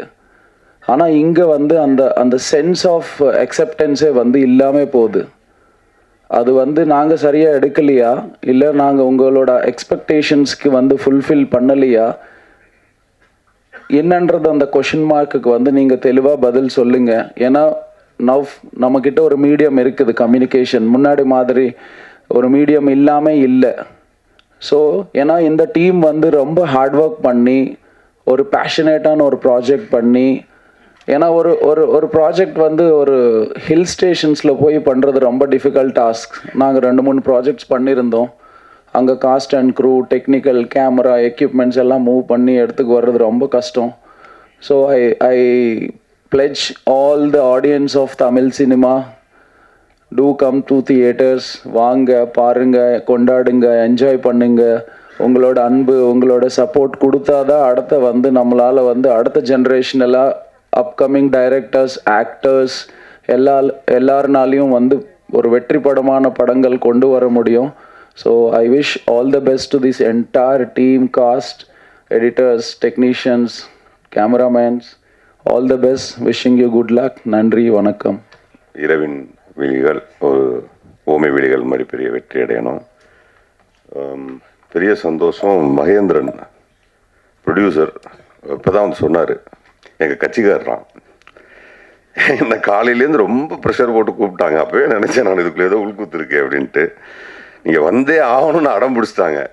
இதெல்லாம் பார்த்தாதுன்ட்டு நேற்று தானே நேற்று சாரி அந்த சண்டே அன்னைக்கு நடிகர் சங்கம் பொதுக்குழு நடந்துச்சு. ஏன்னா ஒருத்தர் ஓடி வந்து வரவேற்றாரு. நான் யார் ஒரு நடிகர் சங்கத்தில் வரவேற்கிறப்ப தான் டேரக்டரு சார் உங்களுக்காக தான் நின்றுக்கிட்டு. அப்போ தான் தெரிஞ்சு சார் இங்கே ஏதோ ஒரு பொலிட்டிக்கல் திங்ஸ் இருக்குன்னுட்டு. வாழ்த்துக்கள் மகேந்திரன், ஹீரோவாக நடிச்சிருக்கீங்க. வில்லனாகவும் ட்ரை பண்ணியிருக்கலாம், இல்லை வில்லன் கூட பண்ணியிருக்கலாம். ஒன்றும் வாய்ப்பு கட்டாயமாக இருக்குது. கலைஞரில் நீங்கள் அண்ணன் ஆர்வி என்ன டக்குன்னு கிளம்பிட்டாங்க. நிறைய விஷயம் சொல்லிட்டு போனாங்க. அதில் அவர் ஒரு பாயிண்ட்டை சொல்லிட்டு போனார், சினிமா அப்படின்ட்டு அந்த ரிலீஸ் பற்றி. இப்போ ரிலீஸ் அப்படின்னோடனே திமுக காரன் பக்கம் டக்குன்னு திரும்பிடுவாங்க. நானே பேசியிருக்கேன் நிறையா. ரிலீஸ்னோடனே ஏன் அந்த பக்கம் திரும்புகிறாங்கன்னு எனக்கு தெரியல.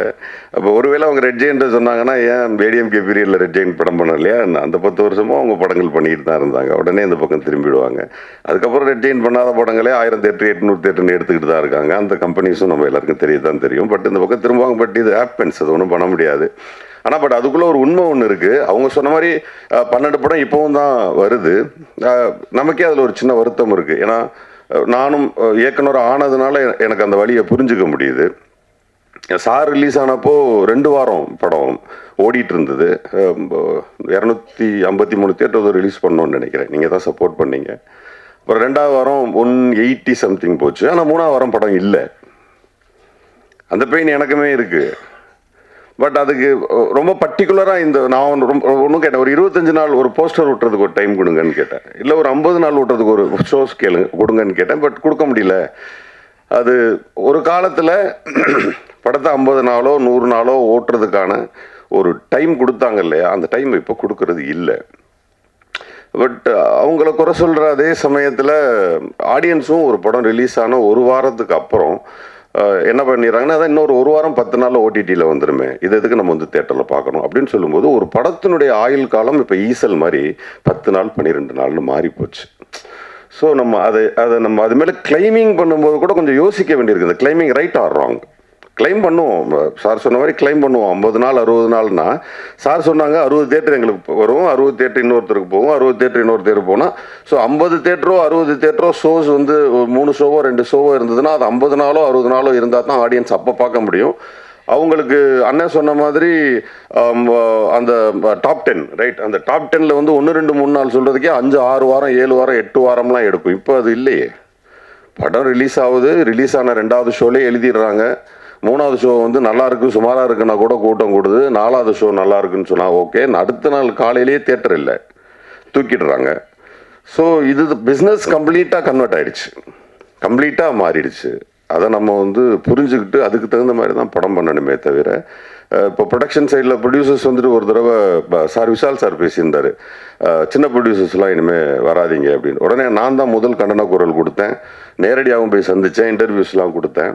பட் அவர் சொன்னதோட சென்ஸ் என்னவா இருக்குன்னா, சின்ன சின்ன படங்கள் எடுக்கிறவங்க உஷாராக இருங்கிறது தான் சென்ஸ். ஆனால் அதை அவர் சொல்ல தெரியாமல் சொல்லிட்டார். அவர் உஷாராக இருங்க, கொஞ்சம் கேர்ஃபுல்லாக பண்ணுங்க அப்படிங்கிறது தான் சென்ஸ். ஆனால் அவர் சொன்னதுனால பல ப்ரொடியூசர்ஸ் ஓடி போன கதை உண்டுன்னு வச்சுங்களேன். அது ராங் இஸ் ராங், அது ஒன்றும் பண்ண முடியாது. பட் உண்மை என்னென்னா, சின்ன படம் எடுக்கிறவங்கள்ட்ட கேட்குறது ஒன்று தான், இந்த படம் என்ன மாதிரியான அட்டென்ஷனை ஆடியன்ஸ் கிட்ட கிரியேட் பண்ணும்.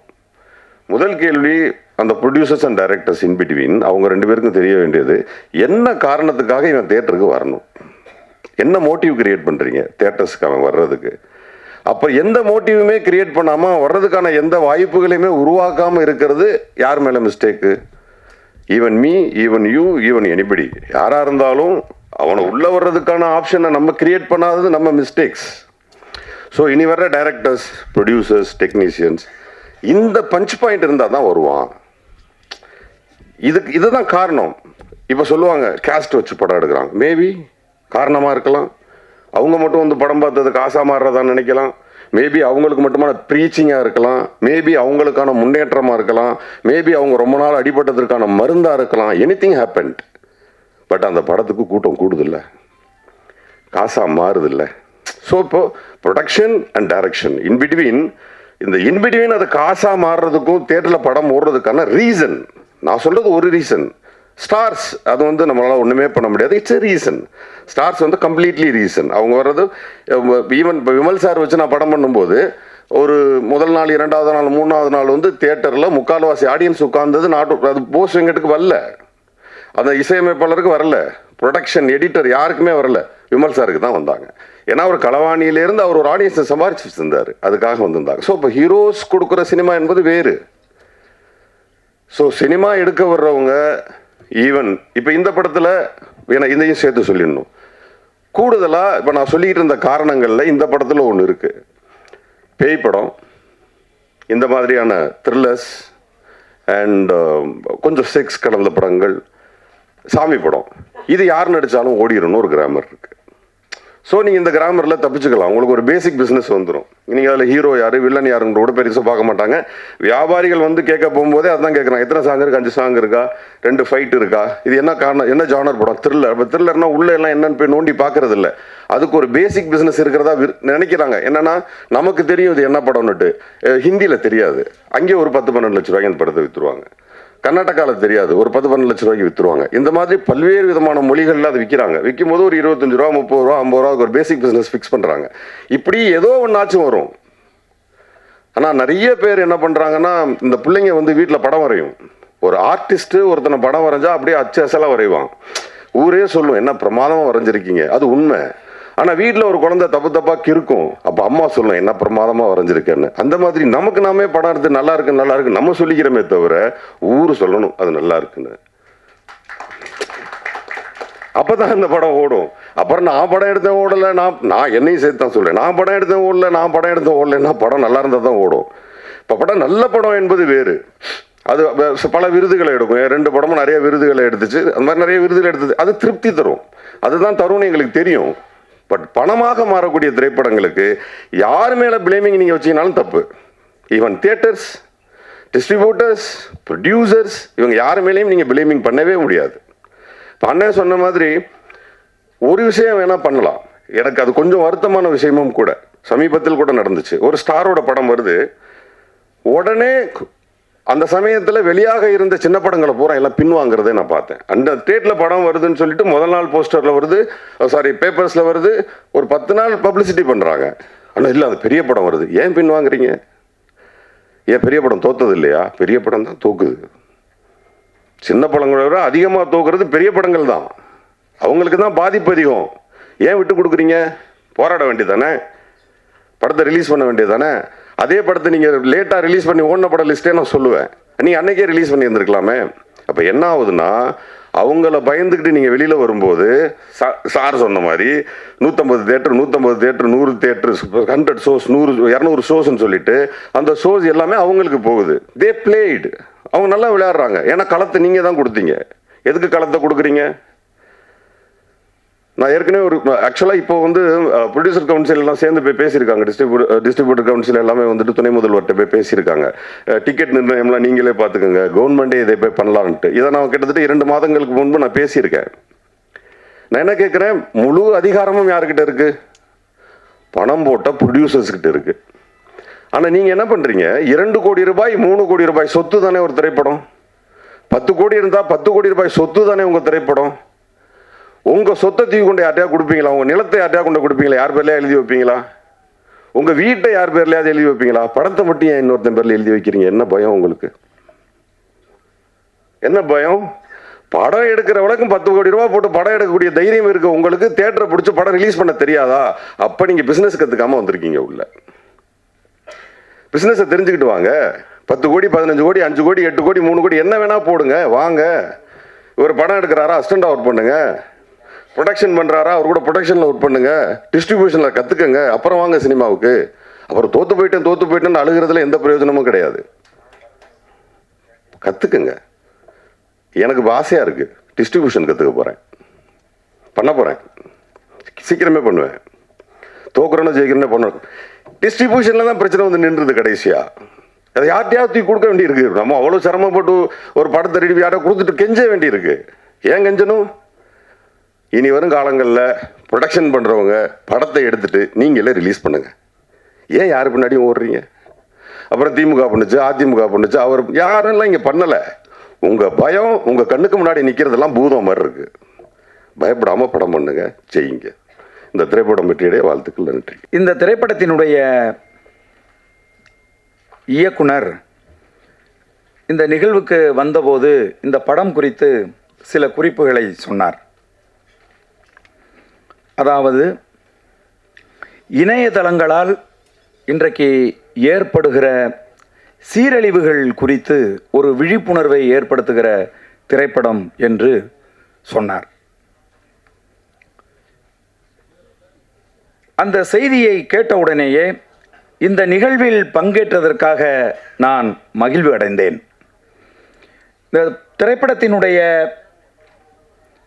வெளிப்பாடுகள் எதுவும் அது போன்ற ஒரு சிந்தனையை ஏற்படுத்தவில்லை.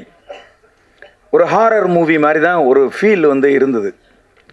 அது ஹாரர் மூவியாக இருந்தாலும் கூட அந்த திரைப்படம் சொல்லுகிற செய்தி என்பது இன்றைக்கு சமூகத்தை சீரழித்து கொண்டிருக்கிற, மிக மோசமான விளைவுகளை ஏற்படுத்தி கொண்டிருக்கிற ஒரு செய்தி குறித்த விழிப்புணர்வை இந்த திரைப்படத்தினுடைய இயக்குனர் ஏற்படுத்தி இருக்கிறார். அதற்காக ஒரு படைப்பை உருவாக்கி இருக்கிறார் என்பது போற்றுதலுக்குரிய ஒரு விஷயம்.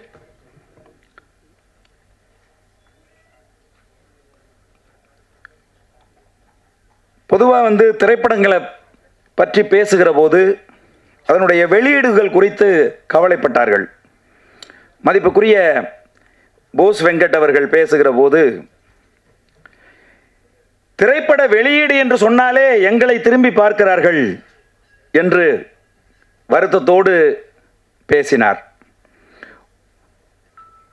ஒரு நிறுவனம் ஒரு திரையரங்குகளில் தொடர்ச்சியாக தங்கள் நிறுவனம் வாங்குகிற திரைப்படங்களே இருக்கிறது மாதிரி பார்த்துக்கிட்டா வேற யாரு எந்த திரையரங்கில் திரைப்படங்களை வெளியிட முடியும்?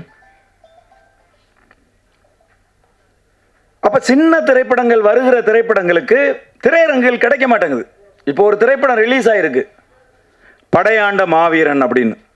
படம் பார்த்தவர்கள் எல்லோருமே சொல்லுகிறார்கள், ரொம்ப நல்லா இருக்கு இந்த படம், வசனங்கள் மிக சிறப்பாக இருக்கிறது, தமிழ் சமூகத்தினுடைய ஓர்மை பற்றி பேசுகிற ஒரு அருமையான திரைப்படம் அப்படின்னு படத்தை பார்த்தவர்கள் எல்லோரும் சொல்லுகிறார்கள். படம் எங்க ஓடுது?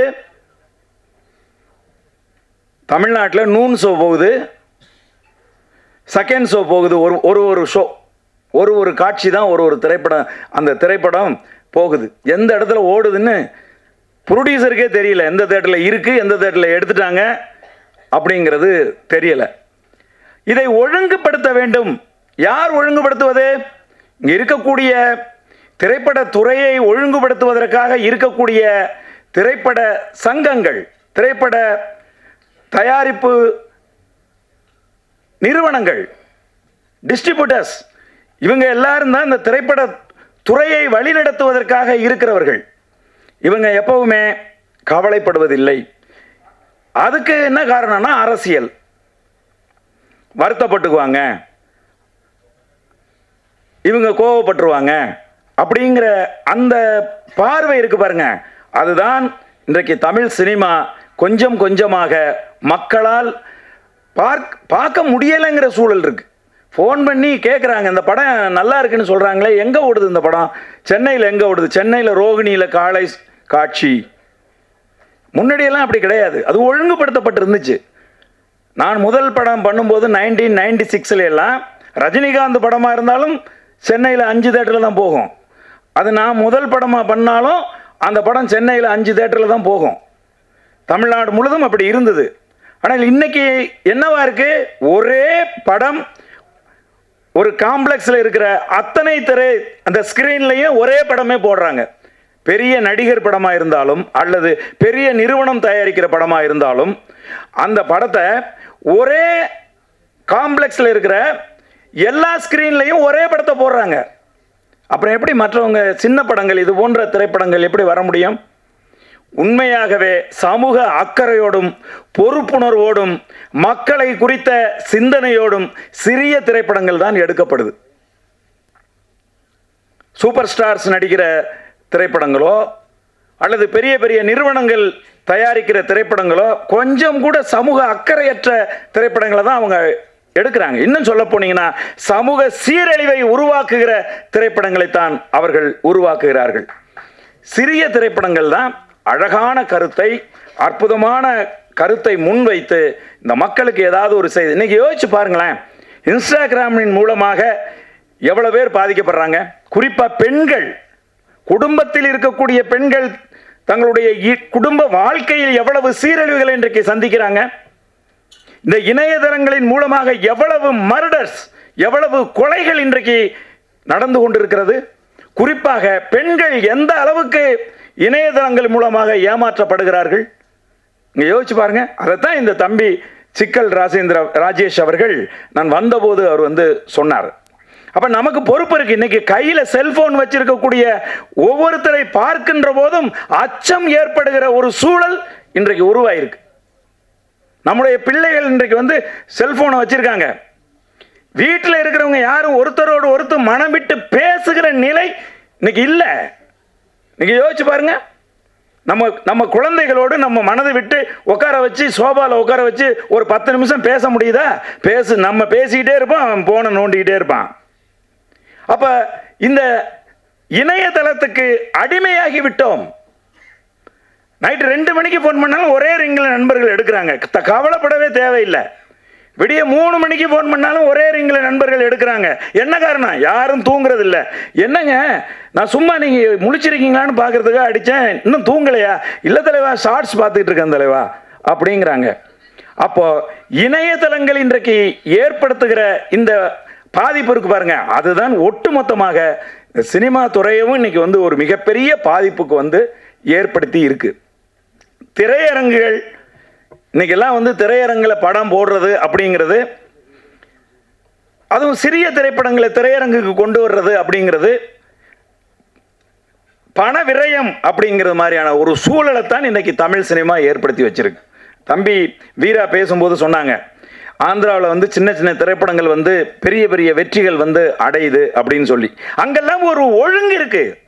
தயாரிப்பாளர்களுக்கும் திரையரங்கு உரிமையாளர்களுக்கும் டிஸ்ட்ரிபியூட்டர்ஸுக்கும் நடுவில் ஒரு ஒழுங்கு இருக்கு அங்கெல்லாம். அதை நம்ம விட்டுடுறோம். விட்டுட்டு தமிழ் சினிமா ஒழுங்கா இல்லைன்னா எப்படி ஒழுங்கு வரும் சொல்லுங்க பாப்பா. எத்தனையோ முறை இயக்குனர்கள் சங்கத்தில் இருந்து சென்று பேசியிருக்காங்க. இதை ஒரு ஒழுங்கு கொண்டு வரணும். சின்ன திரைப்படங்களை ரிலீஸ் பண்றதுக்கு ஒரு ஒரு ஒரு ஒதுக்கீடு செய்யணும். ஒரு பெரிய படம் வந்துச்சுன்னா ஒரு 10 சிறிய படங்களை ரிலீஸ் பண்ணணும்னு சொல்லி கவலைப்படுறது எங்களுடைய இயக்குனர் சங்கம் தான் கவலைப்படுது. ஒவ்வொரு முறையும் அதை எடுத்துட்டு போய் அவங்க பேச்சுவார்த்தை நடத்துறாங்க. ஆனால் அதை நடைமுறைப்படுத்த வேண்டியவர்கள் அதை நடைமுறைப்படுத்த மாட்டேங்கிறாங்க. இது போன்ற திரைப்படங்கள் நிறைய வரணும். இந்த தம்பி மகேந்திரன் எந்த நம்பிக்கையில், எந்த துணிச்சலில் பணத்தை இன்வெஸ்ட் பண்றது சொல்லுங்க. இன்வெஸ்ட் பண்ண பணத்தை ஒரு பெட்டி கடைக்காரர் ஒரு 10,000 ரூபாய் இன்வெஸ்ட் பண்ணி ஒரு பெட்டி கடை வச்சா அதுல இருந்து ஒரு 5,000 ரூபாய் நம்ம சம்பாதிச்சலாங்கிற நம்பிக்கை இருக்கு. கண்ணுக்கு முன்னாடி அந்த பொருள் இருக்கு. ஆனால் சினிமாவில் இன்வெஸ்ட் பண்ண வர்ற ஒரு தயாரிப்பாளருக்கு இன்றைக்கு நம்பிக்கையை இழக்கிற ஒரு சூழ்நிலை தான் இன்றைக்கு உருவாகி இருக்கு.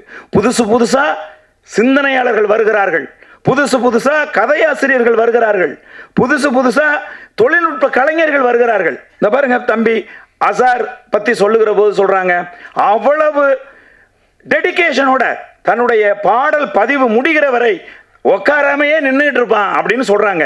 இளைய தலைமுறை பிள்ளைகள் அந்த அளவுக்கு இந்த கலையை சினிமாவை வந்து பயங்கரமாக நேசிக்கிறாங்க. ஆனால் சினிமா இன்றைக்கு என்னவா இருக்குது அப்படின்னு சொன்னால், அது கார்ப்பரேட் மயமாகி ஒரு சில பேர்களுடைய கைக்கு போய் சினிமா எல்லாராலும் எடுக்க முடியாது. அப்படி எடுத்தாலும் அதை பொதுமக்களுடைய பார்வைக்கு கொண்டு வர முடியாது. அப்படி கொண்டு வந்தாலும் ஒரு ஷோ 2 ஷோ மார்னிங் ஷோ எந்த தேட்டரில் ஓடுதுன்னு நான் தான் ப்ரொடியூசர்னா எனக்கே தெரியாது. காலையில் எந்திரிச்சு பார்த்தா நான் ஒரு வாரத்துக்கு முன்னாடி கொடுத்த விளம்பரத்தை நான் போட்டிருப்பேன். இந்த தேட்டரில் 3 ஷோ, இந்த தேட்டரில் 4 ஷோன்னு நான் முத நாள் கொடுத்த விளம்பரத்தை போட்டிருப்பேன். அந்த தேட்டரில் எல்லாம் படமே இருக்காது. அப்போ யார் இதெல்லாம் முடிவு பண்ணுறது? இதையெல்லாம் ஒழுங்கு செய்வது யார்?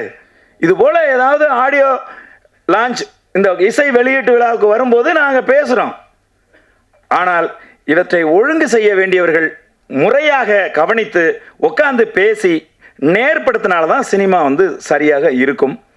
இந்த திரைப்படத்தை பொறுத்தளவில் வந்து அண்ணன் போஸ் வெங்கட் அவர்கள் சொன்னது போல் இது நிச்சயமாக வந்து ஒரு பிஸ்னஸ் ஆகக்கூடிய ஒரு மெட்டீரியல் தான்.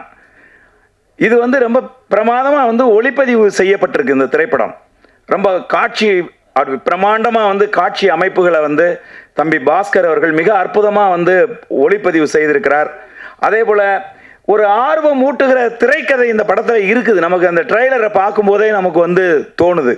படம் வந்து ஒரு ஆர்வத்தை ஏற்படுத்துது. நிச்சயமாக இது ஒரு மிகச்சிறந்த திரைப்படமாக வரும்.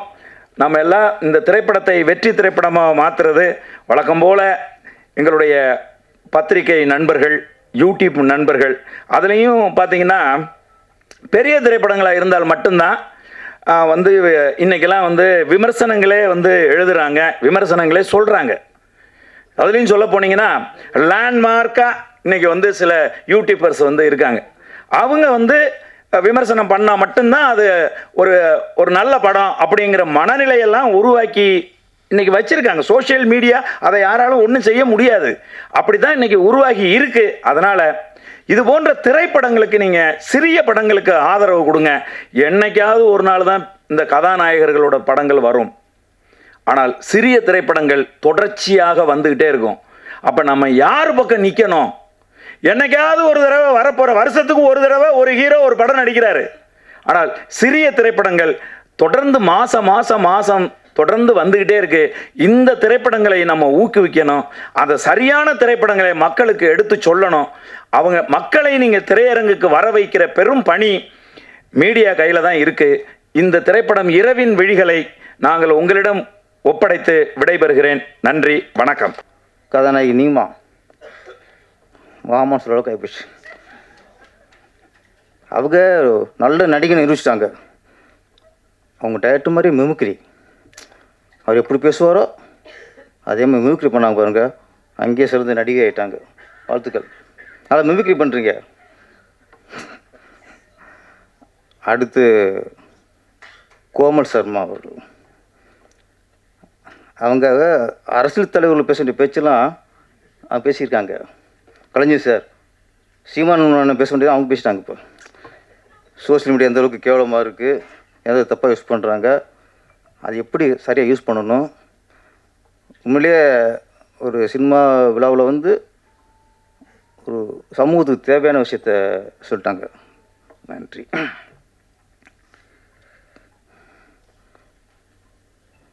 முதல்ல பாடல் எல்லாம் நல்லா இருந்துச்சு. மிஸ்டருக்கு வாழ்த்துக்கள். அந்த அம்மா சென்டிமெண்ட் சாங்கு ரொம்ப உண்மையிலேயே மனசை டச் பண்ணிச்சு. இசைஞானி இளையராஜா சாங்கு கேட்ட மாதிரி இருந்துச்சு. ஆமாம், அந்த பாடகரும் இளையராஜா வாய்ஸு நீங்கள் தானா? இளையராஜா பயங்கர ரசிகர் போல இருக்குது. ஆமாம், நல்லா இருந்துச்சு சார். ஆமாம், அது இசைஞானி பாடுற மாதிரி இருந்துச்சு. நல்லா இருந்துச்சு, ஃபீல் நல்லா இருந்துச்சு. அப்புறம் அவங்க நீங்கள் பாடின பாட்டு ஒன்று போடலை, அதை போட்டுக்கணும். நல்லா கொஞ்சம் செக்ஸியாக இருந்துச்சு. உதயகுமார் சார் ஃபீல் பண்ணார், இது இந்த படத்தில் இருக்குனாரு. ஆமாம் சார், அது போடலை அப்படின்னாரு. அது இப்போ விட்டாங்க சார். நான் கிளம்புறேன்ட்டார். அது ஃபஸ்ட்டு பேசி போனது காரணமே அவர் எதிர்பார்த்தது இல்லை. இங்கே அதனால கிளம்பிட்டார். நல்லா இருந்துச்சு சாங்.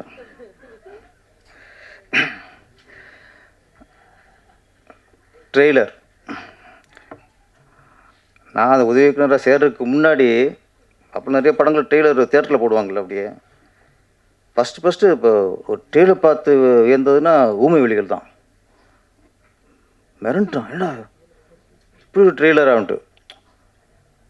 எப்போ படம் வருங்கிற அளவுக்கு அது எதிர்பார்ப்பு உண்டாக்குச்சு. அது மாதிரி இரவின் விழிகளும் சில ஷார்ட்ஸ்லாம் சூப்பராக இருந்துச்சு. கேமராமேன் பாஸ்கருக்கு வாழ்த்துக்கள் சார். அந்த டாப் ஆங்கிள் அப்படியே அந்த கார் போகிறதுலாம் ரொம்ப ரொம்ப மிரட்சியாக இருந்துச்சு. ஒளிப்பு ரொம்ப இந்த படத்துக்கு மிகப்பெரிய பலம். அப்புறம் ப்ரொடியூசர் அவரே கதாநாயகன். அவர் பேர் வற்புறுத்தி போட்டுட்ருக்காரு ஹீரோவா. ஆமாம், அவர் சிலது கதைக்கு தேவைப்படும். சில முகங்கள் வந்து இப்போ என் ராசவன் மனசில் வந்து அதுக்கு ராஜகிரண் தான், வேறு யாரும் அந்த நல்லி எலும்பு கடிக்க முடியாது, அதுக்கு அவர் தான். அந்த மாதிரி சில படங்களுக்கு அந்த உருவம் தான் கதாநாயகன்.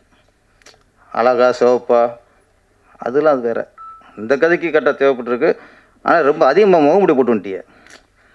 அங்கேயும் கொஞ்சம் உஷாராயிட்டார் அவர். ஃபுல்லாக தாங்க மாட்டாருன்ட்டு முகமுடி போட்டு எப்போ கழட்டுமோ இப்போ கழட்டிட்டார். டயருக்கு யோர்மனாலு தான் அவர் நடிச்சிருக்கிறாரு.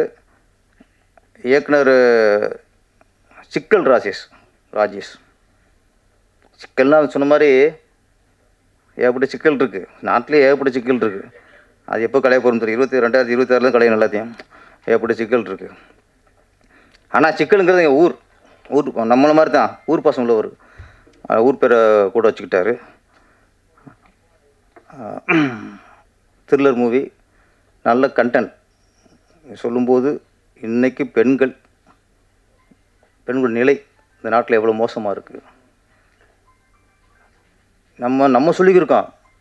அப்படியே பெண்கள் சுதந்திரமாக அடைஞ்சிட்டாங்க, பெண்கள் இன்றைக்கி ஆணுக்கு நிகர் பெண்,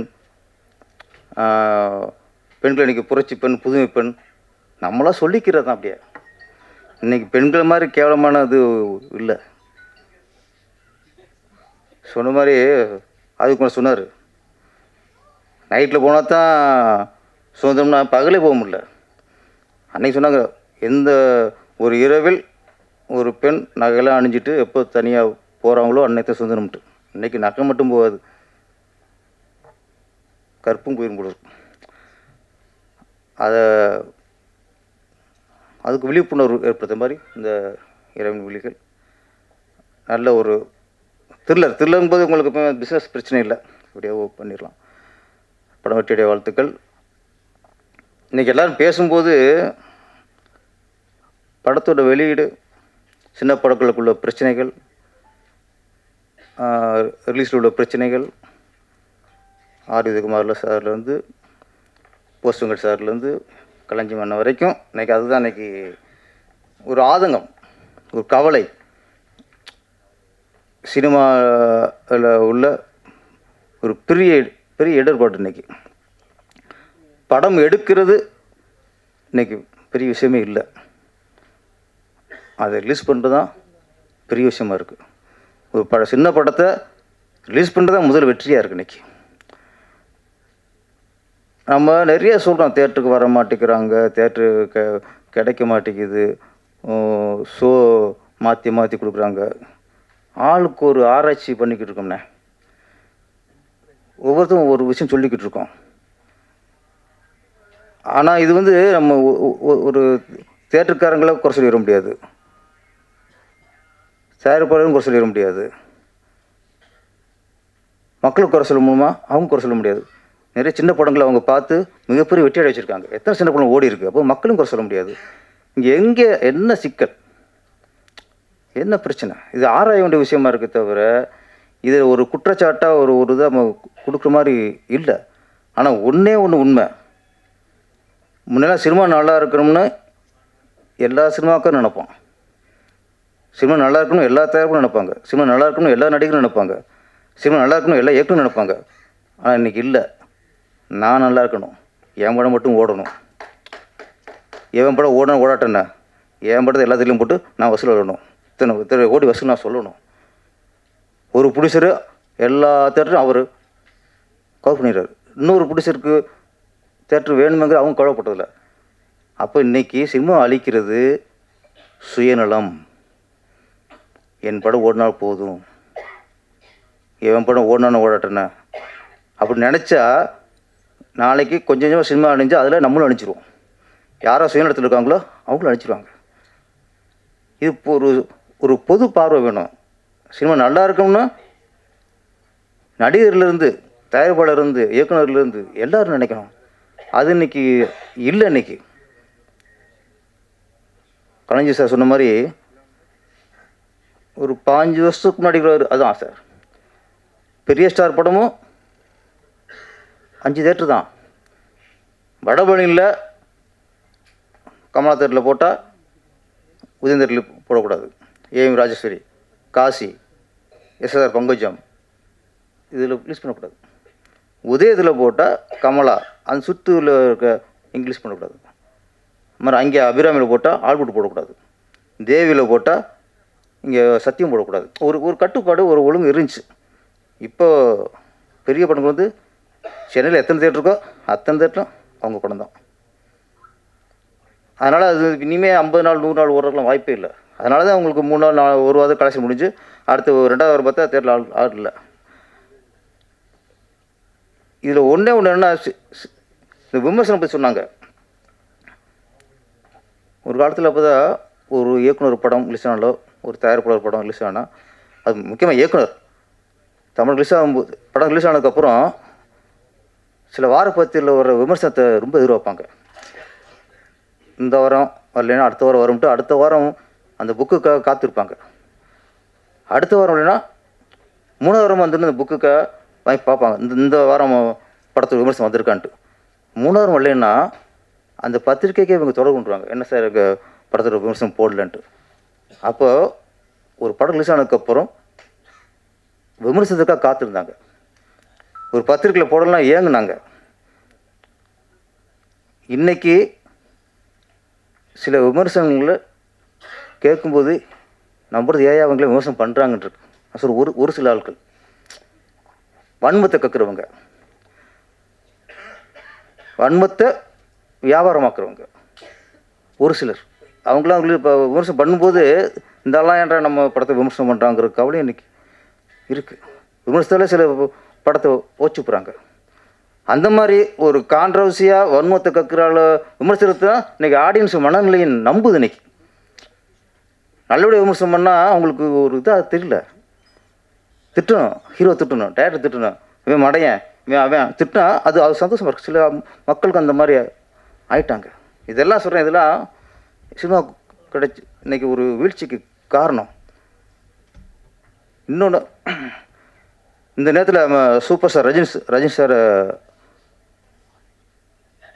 இன்றைக்கி சின்ன படம் நல்லா ஓடணும்னு நினைக்கிறவங்க, சின்ன படத்துக்கு சப்போர்ட் பண்ணணும்னு நினைக்கிறவங்க, சின்ன படத்துக்கு ஆதரவு தெரிவிக்கிற அனைவரும் சூப்பர் ஸ்டார் ரஜினி சாருக்கு நம்ம வந்து நன்றியை தெரிவிக்கணும், ஒரு பாராட்டு தெரிவிக்கணும். ஏன்னா இன்றைக்கி அவர் உச்சத்தை அடைஞ்சு அவர் பார்க்காத வெற்றி இல்லை, அவர் பார்க்காத புகழ் இல்லை. ஆனால் இன்றைக்கி ஏதாவது ஒரு படம், இரிய படங்கள் நல்ல படமாக இருந்தால் அந்த யூனிட்டை வீட்டுக்கு வரவழைச்சு வாழ்த்துறார் சார். யார் சார் வாழ்த்துறாங்க? இன்றைக்கி ஏதோ சிறிய படம் நல்லா இருக்குது அப்படின்னா அடுத்த நாள் அந்த யூனிட்டை போயிடுறாங்க. அழகாக அவங்களுக்கு பேசி வாழ்த்தி ஒரு ஸ்டில்லுக்கு போஸ்ட் கொடுத்து, ரஜினி சார் இந்த படத்தை நல்லா இருக்குன்னு சொல்லிட்டாருங்கிறதுக்காக அந்த படத்தை பல பேர் பார்க்குறாங்க. அப்போ ஒரு சிறிய பட வெற்றிக்கு ஒரு சூப்பர் ஸ்டார் உதவி பண்ணுறாரு. ஏன்னா அவர் தான் சினிமா நல்லா இருக்குன்னு நினைக்கிறவர். எனக்கு தெரிஞ்சு பாட்ஷாவோ படையப்பான்னு தெரியல, வெற்றி விழா, அவர் படத்தை வெற்றி விழாவில் இயக்குனர் சேர்னு அழைக்கிறாரு. பொற்காலம் படத்தை பாராட்டி அவருடைய வெற்றி விழாவில் அவருக்கு செயின் போகிறார். எந்த ஹீரோவுக்கு இந்த மனசு வரும்? அவங்க வெற்றி விழாவில் அவங்கள பற்றி பேசணும், அவங்கள பற்றி பொழுது பேசணும், அந்த படத்தை பற்றி பேசணும். ஆனால் ரஜினி சாரோட ஒரு நல்ல உள்ளம் இன்ன வரைக்கும் எத்தனை படங்கள் அவர் இயக்குனரையும் தயாரிப்பாளரையும் அழைச்சி வாழ்த்துட்டாரு. நான் சொல்கிறேன், இதே மாதிரி உச்சத்தில் இருக்க பெரிய பெரிய ஹீரோக்கள் நீங்கள் எல்லா படத்தையும் பாராட்ட வேணாம். நீங்கள் படம் பாருங்கள். உங்களுக்கு உடம்பு பிடிச்சிருந்தா, சின்ன படங்கள் ஏதாவது பிடிச்சிருந்தா, நல்லா இருந்தா, நீங்கள் சினிமாவுக்கு நல்லதுன்ற நினச்சி அந்த யூனிட்டை கூப்பிட்டு வாழ்த்துங்க. இல்லையா, இந்த படம் பார்த்து நல்லா இருக்குன்னு ஒரு ட்விட்டர் போடுங்க. இது நீ சினிமாவுக்கு செய்கிற மிகப்பெரிய சேவை. நம்ம சம்பாதிச்சிட்டோம், நம்ம கோடிக்கணக்கு சம்பாதிச்சிட்டோம். அதுக்காக நீங்கள் எல்லா படத்தையும் பாராட்ட வேணாம். உங்களுக்கு பிடிச்சதா பாராட்டுங்க. இன்றைக்கி அது தேவை சார். இன்றைக்கி சிறிய படங்களுக்கு இந்த மாதிரி இப்போ வளர்ந்தவங்க, சிம்மாசனம் உட்காந்துருக்கவங்க, நம்ம ஒரு காலத்தில் இந்த மாதிரி சின்ன படத்தை நடித்து தான் பெரிய ஆள் ஆகிருக்கோம். இது மிகப்பெரிய இன்றைக்கி இருக்க காலகட்டத்துக்கு சிறிய நல்ல படங்களுக்கு பெரிய ஹீரோக்கள் அவங்க வாழ்த்தினாலே அது மிகப்பெரிய ஒரு வெற்றியை தரும். அதை நான் வேண்டி விரும்பி கேட்டுக்கிறேன். மற்றபடி இந்த இரவின் விழிகள் வாழ்த்து வந்த அனைவருக்குமே நன்றி. சிஸ்டர் மனோகர் சார், ஆமாம் அவங்க ஆமாம் திருப்பாச்சியில் கிளைமேக்ஸு நான் ஒரு ஃபுல் செட்டப், பெரிய க்ரௌடு, வில்லன் பக்கத்தில் ஒரு காமெடி பண்ணணும். ஏற்கனவே ஒரு நடிகர் வச்சா சரியாக திருப்தி இல்லை. அவர் அது வரைக்கும் அவர் நடிக்க கூப்பிடலண்ணா. படம் முடிஞ்சு லாஸ்ட் கிளைமேக்ஸ் எடுத்துக்கிருக்கேன். என்னடா அப்படின்ட்டு எனக்கு திருப்தி இல்லை. அப்புறம் இது கரெக்டாக அப்புறம் டக்குன்னு பொறுத்தடிச்சு எனக்கு. சிசர்மோ கரெக்டாக இருப்பார் அப்படின்ட்டு உடனே மேனேஜர் சொல்லி, சார் அவரை கூட்டுவாங்க சார்ன்ட்டு காலை ஷூட்டிங்காக 10-11 மணிக்கு இவருக்கு ஃபோன் பண்ணி அப்புறம் வந்து தான் அந்த கிளைமேக்ஸு டைலாக், உங்கள் டைலாக் தான் இப்போ பயங்கர கிளாப்ஸ் நடந்துச்சு. ஆமாம் ஆமாம், அங்கேயே பாருங்கள் தளபதி ஈக்குவல் பண்ணியிருக்காரு அவர். நன்றி. இந்த படம் இரவின் விழிகள் மிகப்பெரிய வெற்றி அடைந்து இந்த இயக்குனர், தயாரிப்பாளர், நடித்த நடிகர்கள், டெக்னீஷியன் அனைவரும் பேரு புகழும் உடைய என்னுடைய வாழ்த்துக்கள். நன்றி, வணக்கம்.